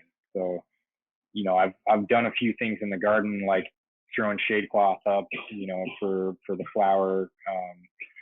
That's gotten my wash numbers back up to where, you know, they are for full term, but the resin still just isn't quite as nice, or the flavor profile is like a little bit different. I tend to find that in the heat of the summer, I get a little bit more gas, and then the trichome is a little bit like, it's got a thicker membrane, so you get a little bit more of like that waxy residue in your mouth sometimes that you'll get, and then also like when you whip it up, it's a little bit drier too. So like that kind of stuff, I've decided this year to kind of stop growing depth, and I might start growing winter run crops instead, because this last winter I had friends that, you know, they had late crops that went, they were all just sort of like larfy and small, and it was the classic, hey Tito, I got this, like, what do you think, you want to wash it? Did a jar test, it did decent, we wash it, and it was like the wettest hash that I've ever seen, the absolute wettest hash. It was some of this Bezos, and it was like I didn't have enough of it to put out like any real drop of it. So it's like I use it to blend with stuff, but it's like you open the jar and you look at it and it just melts, like as the rosin, you know. It's like it's just so soupy and wet. And this dude, he grows with salt too, which is like, so the winter run also, you know, I'm seeing is the resin that comes off of the winter run is like really, really high quality. So I think that I'm going to move away from the depths and start doing more of the winter run, and then also the full term stuff. That's very cool observation.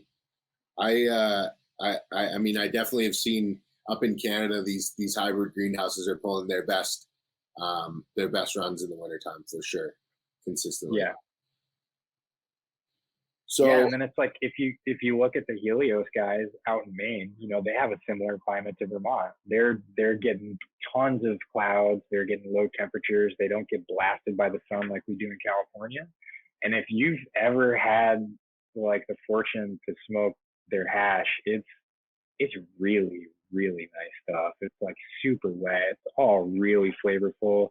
They're another crew that does a really good job of, and it's the same thing. They have control over their cultivation, so they can do a good job of curating their menu, and it's, you know, that's the kind of stuff that like we as small producers need to do. We have to curate our menus so that we have, you know, a diverse menu of flavors, and then also, you know, like all of these different flavor ingredients so that you can mix kind of whatever flavor you want. I tell people a lot of times, people that want to buy like white label stuff, a lot of times, you know, they ask me like, what do you have for flavors? And then a lot of times my response to them is, what do you want?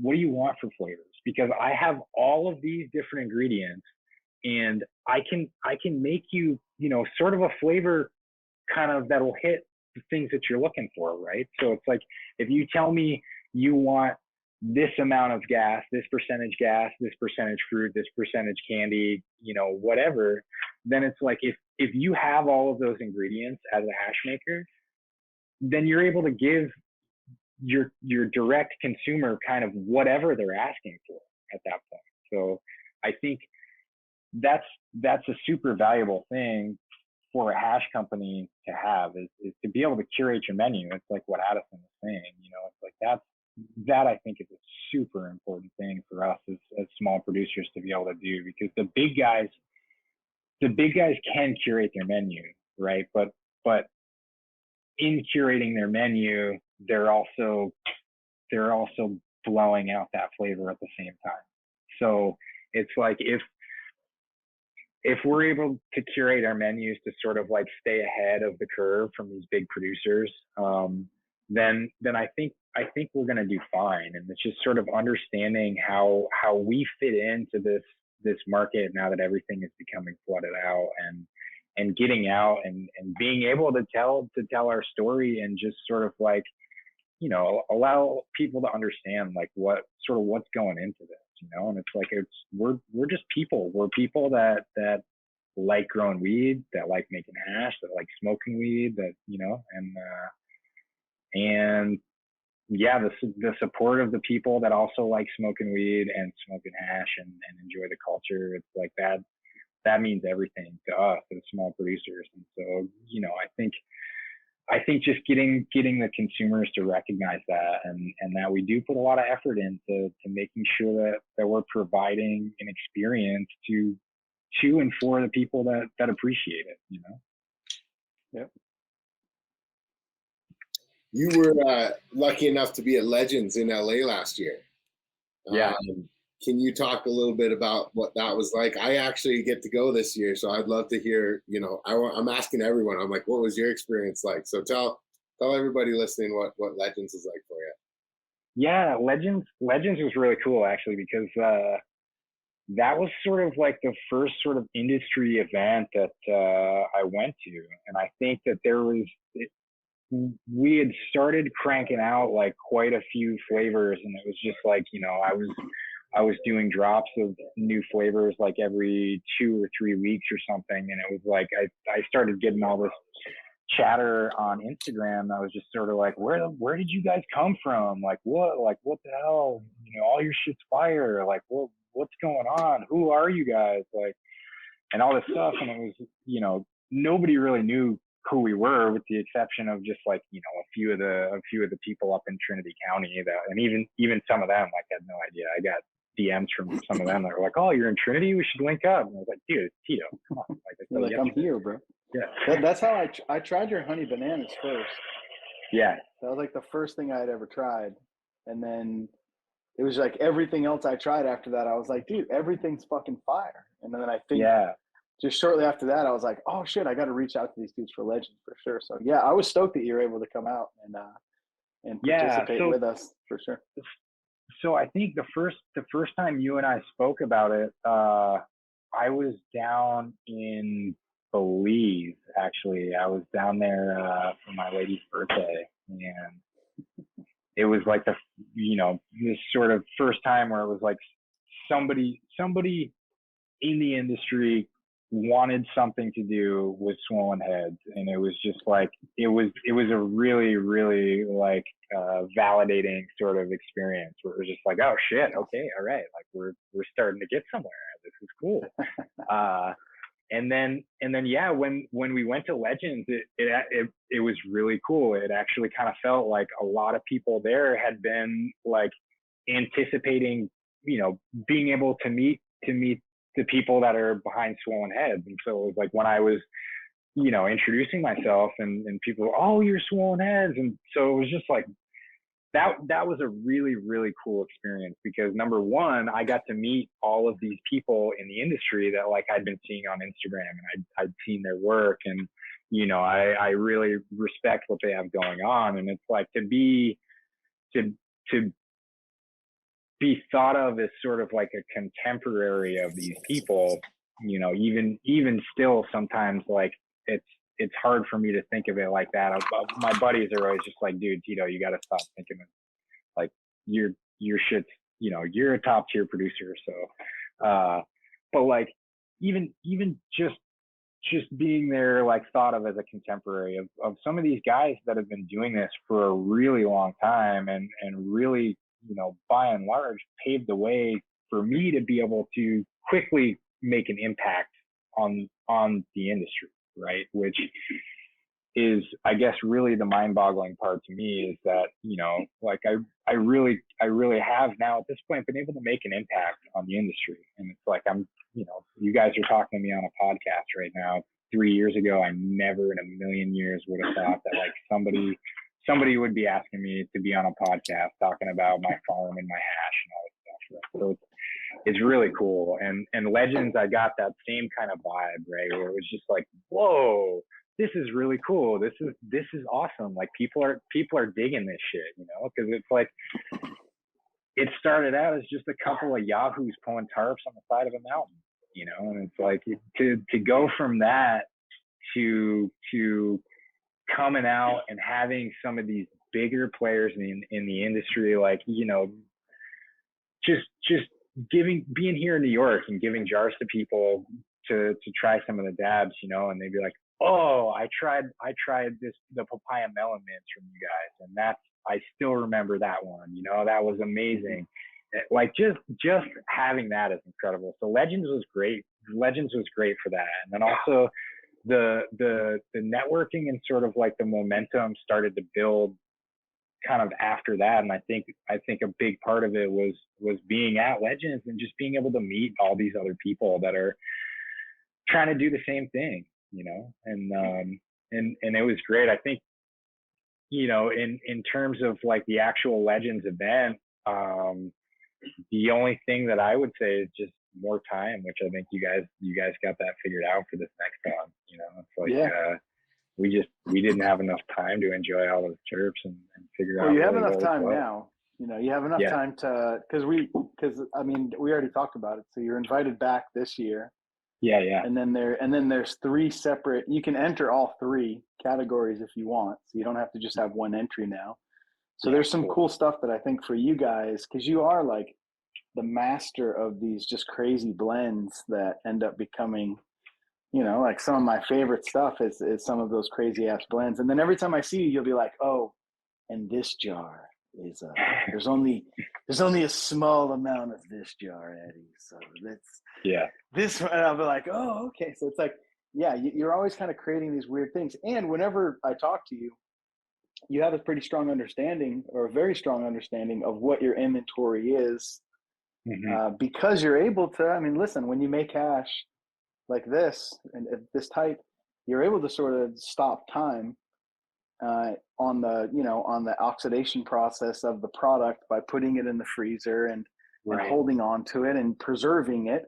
And it also just, that whole concept just adds to, you know, what you and I have talked about. And that's that, like, solventless hash makers are archaeologists, or they're like crime scene investigators, you know, they're like these dudes that like come in, separate everything and go, this dude murdered this dude. And then you're like, oh, okay, fuck yeah. Like this grower murdered this harvest, and so did the breeder, and here's the material from it. And you're just one of those, like, one of my favorites in that way, because you are holding on to things and then parsing them together and creating these meals that I call them meals. They're just these beautifully you know, well orchestrated, put together flavors and taste, and you know, that mints, just all these different ones, that melon mints, all these different ones that are so good. So no, that's you kind of helped me focus a lot more on that, just from like a you know, a fan of hash, someone who likes stuff, because it opens up you know, a company's ability to actually create an offering, or throw away the limitations of what their menus can look like, because they have this ability to go into the lab and say, hey, today I'm a chef and I'm building a meal, and my meal is going to include these ingredients at these volumes. And then they fucking make that. And I love to see that more. Plus, this is like one of the reasons why we made Pipeline. You know, and you and I talked about, like, you know, me and Tito were talking, and he's like, man, Pipeline kind of like, I don't know if I like it or not, you know, it's like kind of weird that it's going to like open these things up. And in our conversation, I think we talked about that. It's like, Pipeline's not for Swollen Heads and Tito, Right. that's a place for maybe Swollen Heads and Tito to resign to send some strains off to pasture to launch a seed brand or something. Like that's what Pipeline's for breeders. But what it is it's for these other companies that are coming in or in the game that want to step it up, that want to provide good material, that want to have access to that stuff. So it's, it's kind of like in our conversation, I think by the end of it, he was like, oh, you know what? Like, yeah, that you are right. That it's not like it's not a bad thing for him because it is for like the larger end of the industry, the other side. But for him to be what he is and what he does, which is, just a fucking chef putting together these crazy ass flavors and these beautiful strains. Like the entry for Legends this year was one of my favorites. And then, just knowing that next year you guys can enter, a melt entry or a water hash entry or a rosin entry or a collab. I'm looking forward to kind of seeing what you guys put together. So. Yeah, definitely. I remember the drop off for Legends. I busted out this jar of, I think it was honey dipped guava. Yes, it was. And it was like, I dropped off the flavors to you and you were like, oh, cool. Thanks, Tito. Like, that's great. And then, you tried that jar and you were just like, holy shit, the flavors in that, Tito. What is that? And then that was sort of like the beginning of our conversations about those blends, Take your dab, my friends. Take your dab. Yeah, we've had some good conversations, like some very good, just take some dabs, taste some stuff, and then just get to kind of chat. Because Tito's been, as you see him here, like he's really been in the industry, come into it and been involved in so many different components of it. And I think that's what gives him, this crazy ass ability to manage this type of shit and to pay attention to the branding and the building of that brand and the setting those standards for what they put out. Because that's the other thing. I've never tried anything that they've ever put out that wasn't presentation wise really well put together, and never seen a dry jar. There's all these little things about their stuff that's like, I think that's why when people get it, they're like, oh fuck yeah, there's this. And you don't see a lot of it, that's what's nice too. It's not like overly pushed and overly blasted out there. So you could tell that there's a lot of love in every bit of it that's out. So Tito, for sure. Is that a quave? No, this isn't a quave. This is honestly, I don't remember now. This is a guy out of Russia, and I don't remember his name right now. But I went over to Spanibus, and I didn't bring a rig with me because I brought a bunch of hash, and I didn't want to do the whole like have rig and hash together type situation. So I just I needed a rig when I was there, and I scooped one up, and it was this. And now I feel like an asshole for not knowing who it was that blew it. It looked like it could have been a quave from. Yeah, no, it's a Russian I'm not quave, that heady. Bro. It's a Russian quave. This is that's a Robertson I have. That shout out Dab Ab. I got that from him. But yeah, no, the glass thing, like I'm just starting to get into the glass a little bit, and it's really mostly by osmosis, just from like being around all these people that, the people that like heady hash, like heady glass. And so I'm just sort of like absorbing the glass culture, just from being in the hash culture, I guess. Oh, for sure. The two push one another so much. Yeah. And if there's a massive shift in one, you can see it affect the other. It's very interesting. It's a really kind of if you think about it, the glass evolutions in glass and consumption are what's always pushed for the next, evolution for the processing, and vice versa. Like they keep pushing each other. It's like, now there's a lot of batter, and and now there's fucking these crazy nails, and it just keeps going back and forth. It's a cool ass tennis game to watch if you know what the fuck you're looking at. That's yeah. Is Mothership going to drop anything at the next show and the next Legends? the next Legends, Mothership's going to be there. They're one of the the high-end sponsors, and they're doing, from talking to Scott, they're doing a Legends series of for the design. Oh my! It'll be a graphic that's Legends, which will be like whatever the design is. So yeah, this is Scott and I. Have you seen the design? No, I haven't gotten to see it yet. Okay. That's what's cool about it. I'm looking forward to it. As soon as I do, I'm sure they're going to start sharing and marketing. So there'll be more marketing this year between Legends and Mothership. And then there's some other announcements with Mothership too. So. Cool. Very cool. Okay. So Tito, I wanted to kind of ask you, change gears a little bit and say, the overall cannabis market is in a pretty tough position right now. What are your thoughts over the next 3 years? Like, do you feel as though things are going to get better? Or do you feel like it's going to get worse before it gets better?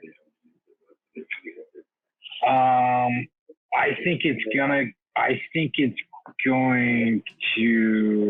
I mean, it's hard to think of it getting worse, but I think that, it's either going to get worse or it's going to kind of be status quo like this for a little bit, honestly. Like I think that's what it is. And it's kind of like, if you got the stomach for it, then get some, because now is the point in time where people are going to be giving up, and then there's going to be, there's going to be a scramble to get going before things go federally legal. And it's going to be a real big struggle for smaller producers to do that in the current climate right now, just because there's so much product on the market. And I think that smaller producers are going to have to be really smart with every decision that they make. And that from genetics to inputs that they put into their crop and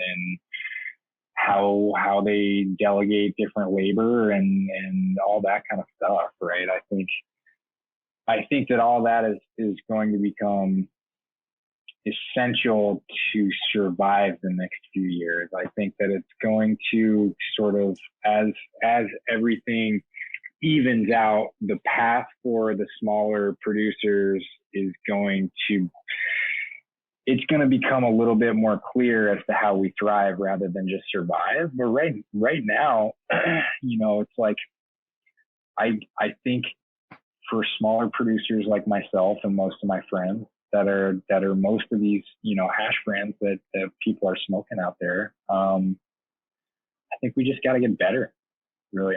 I think that's all there is to it. I think we have to get better, and we got to have a strong stomach, really.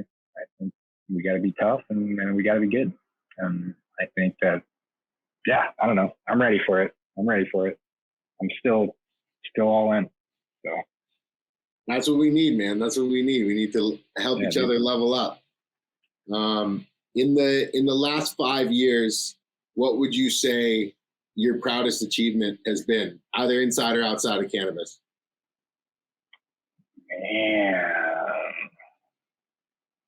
Man. Shit, dude. That's a good question. We like to come with the good ones at the end. Wow, my proudest achievement. God. Shit, I don't know. I guess just I think the day that I got my own farm, right? Like the day that the deed went into my name and all that, like that. I think that's my proudest moment, because that's like, that was something that I was working for a long time, and it was like the path to get there was definitely not straight, and it was definitely not easy. So yeah, I think that's probably my proudest achievement before I go. I don't know. Other than the people that you'd mentioned previously, or the individual who got you into solventless, have there been any other individuals on your journey that have been instrumental in you refining your skills, or would you say you're more or less self-taught? So I think after getting like the basics of the washing you know, the introduction to the washing, and that was sort of just like, the basics of like Professor Sift came up to the hill, and he sort of like, you know, gave the rundown of his sort of like basic tech, right? And then that sort of just got passed as like the basics down the line. And so I sort of like got a modified version of his basics, right? And so like he kind of came up to our mountain, and he's sort of like, he was the initial push, you know, with the like leveling up not all, because Matt Hasher and Heads That Rolled, he wasn't involved with those guys at all, right? But that was sort of like the beginning of my base, right? And then after we started really just like washing everything ourselves, then it was sort of just like refining the technique as like, you know, you run into problems or you see this kind, it's like, all right, this is coming out like this.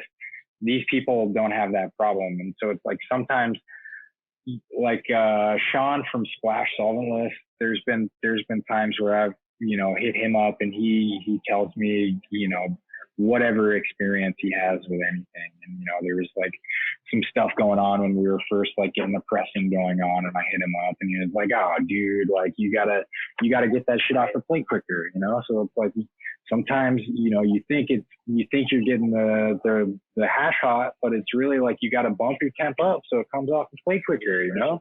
And so it's like that kind of stuff, little tips like that. Sean definitely has always been there to answer questions. Now that I'm starting to get into more of like the business side of the hash game and thinking about carrying into the legal market and then also like interacting with other brands and this kind of stuff. Taylor T. Beazle, Solventless Viking, he's always somebody that always is down to share whatever. Like, he really is, and he's always shouting me out. He's a big proponent of Tito and Swollen Heads, and I got a lot of love for that dude. He's always there for whatever I've needed and whatever questions I have, like personal or business related.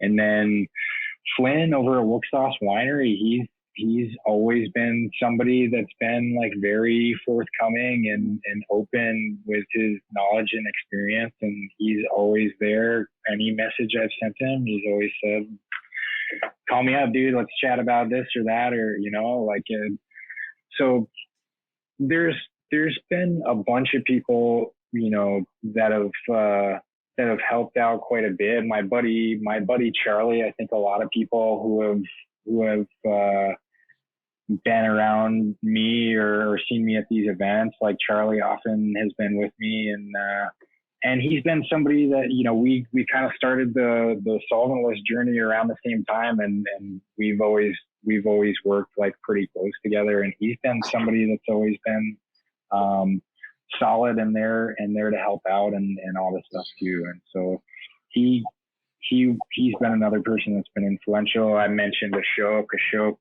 you know, before. I said he's always from day one. He's been there to always like make whatever connections are there to be made. And he's on that same path where he's a small producer and he produces absolute fire. Right now he's just growing, you know, and working the production side in terms of material.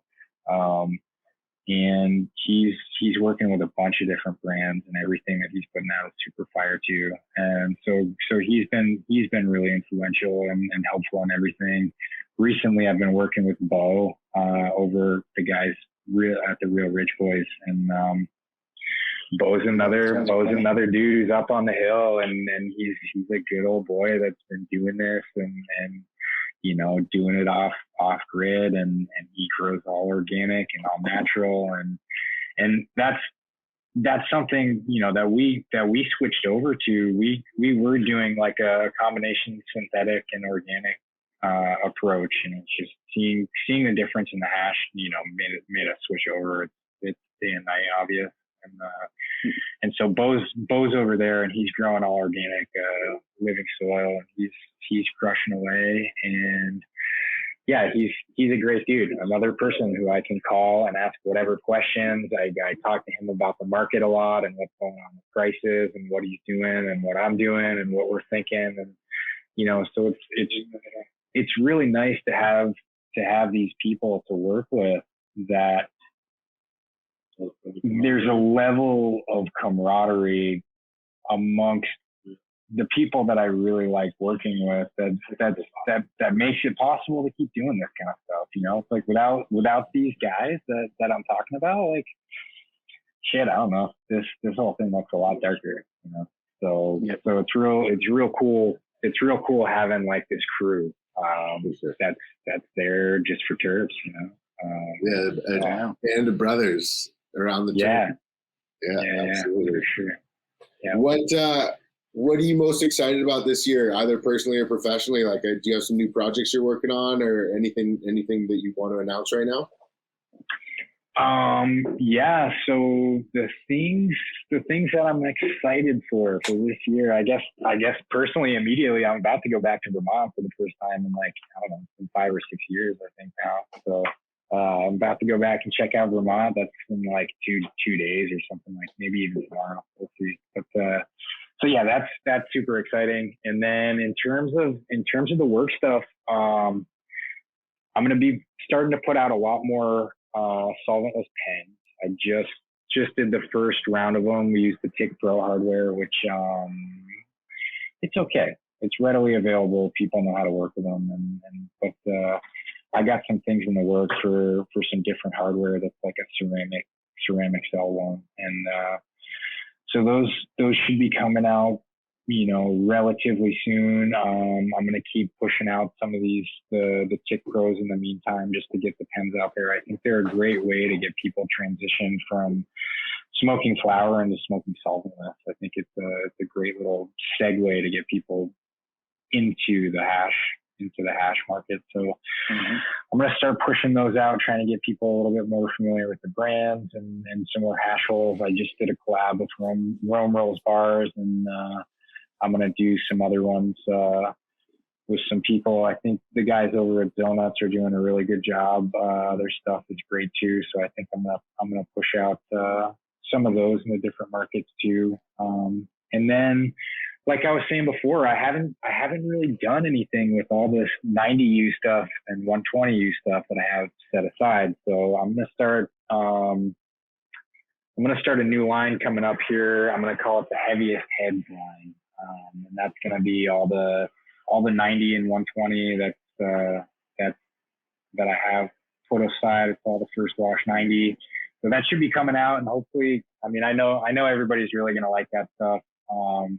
And so that should be coming out. I'm going to try to get that out in like the next, I don't know, month or so. I should have that going. And then the other thing is the Taylor Solventless Viking. We got that 5150 collab that's coming out soon. We should be getting that going again. That might be out in the next month too, I'm pretty sure. And then in terms of flavors this year, I'm growing.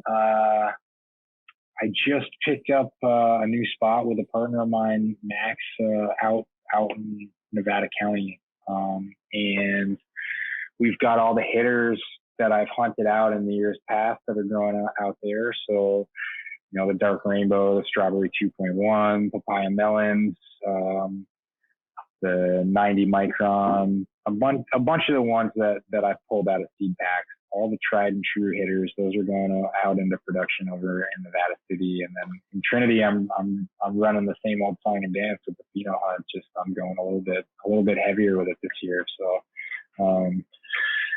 the stuff I'm excited for with those, the Sour Rainbow from OG Naj. He's a breeder who's over in Brussels. When I went over to Spanibus, I met him over at the Terps Army shop, and there was people. I had a homie over there, and I said, these are my missions for while I'm in Europe, right? And one of them was to get some genetics from some European breeders that were going for hash that nobody over here was going to have. And so my homie was like, all right, these are the guys you need to see. And I sort of just I randomly ran into Naj at the Chirps Army thing, and we just started bullshitting, and he pulls out a bag of weed. It was the Sour Rainbow, and I smelled it, and I was like, oh my God, that's incredible. And then he was like, yeah, this is my hash. This is the hash entry from Ego. And it was like this beautiful blend of like sour and Z terps. It was amazing. And then he showed me the rosin, then he showed me the melt, right? Then he had the seeds of it, and then he showed me the wash numbers. And he's doing all this at his house in his backyard. It's illegal as shit. He's in Brussels, right? And so like he had me sold right then and there. Not like, let alone his wash numbers that he was showing me were like, you know, they were in the 7 to 8% range. And it was just like, okay, so this is, and it was like the majority of that was to the melt bags too. And so it was like, all right, cool. Like, let me get as many of those as you have in your backpack right now. So that was really cool. I'm excited about his Sour Rainbow, and then another group over there who's producing some super high quality stuff, the Grateful Seed Co. I've got their Z Head, which is that's ZOZ from 3rd Gen it's a few different things, but they're like different chem crosses basically. And so that one was like a funky garlic armpit like candy, I guess, basically. And that one was like, I remember trying that at Ego over there in Barcelona. That was one of the ones that just like, you hit it at these competitions. There's all these different categories where you give like a number for each different thing, right? High, like how high does it get you? That's one of them, right? So when you're smoking 30 dabs in a row, how the fuck are you supposed to tell how high this dab gets you, right? But for me, I do it based on like, does it get me high in a funky part, right? Can I feel that high in like a specific location? And it's like, I remember that stuff was just like, boom, top of the head and the forehead. And it just made me pour sweat immediately upon taking it. So I was like 10 out of 10. Damn sweat. But yeah, so that I'm super excited about. I also got a Barbara's Pie from him that I'm running as well. And then, I've got some Beazle gear. Sorry, what was the last one? Barbara's Pie, and that's so that one's like a peachy flavor, and I'm forgetting what the genetics are. Is that Matt's work from Great Gardener? Is that no? So that's also from Grateful Seed Co. And they're out of I'm pretty sure they're Barcelona. So I grabbed their stuff and I'm running that. And then I made the first year that I had my own property, I picked out a few males, and one of them was a Donny Burger male, and I hit that to some pineapple upside down cake. I'm calling that Big Kahuna Burger. So we'll see if anything interesting comes out of that. I don't know. I figured I'd roll the dice on something I made myself. If something cool comes out of it, then maybe I can do something to work with it and start developing some kind of proprietary genetics that, you know, go along with that same ethos of like, you got to produce different and you got to be in control of your own material. So, so yeah, that's another thing that I'm kind of excited about too, is I've got a gang of males going at the house right now. And so I'm just sort of like going through and waiting to see if I see any trikes popping out. I'm sniffing them and we'll see what we got going. And then I've got my stable of hitters that I'm just ready to go. And I find that nice male, and then we'll see, like, if I start getting some cool stuff that comes out that I would want to share with some people that I would think would be worthy of putting the Swan Head's name on if I was going to do it. So. Oh yeah. Yeah. And then the other thing also is, you know, I think that most people sort of realize as well that you know, a lot of brands that are on the traditional market, like it's working, but I think that there's not, like, you know, not a super secure future in that, right? And I think there at least is the potential of a secure future on on the recreational market. And so, you know, we're exploring the different ways that makes sense for us to do that. And you know, hopefully by harvest time we've got that figured out, and then maybe we can get some rec drops going for the people that like going into stores and they don't like doing things the traditional way. So that'd be great. Yeah. Hell yeah. Bro, Tito, we appreciate you coming on. What's the best way for people to get in touch with you? Hit me on Insta, Swollen Heads Hashco.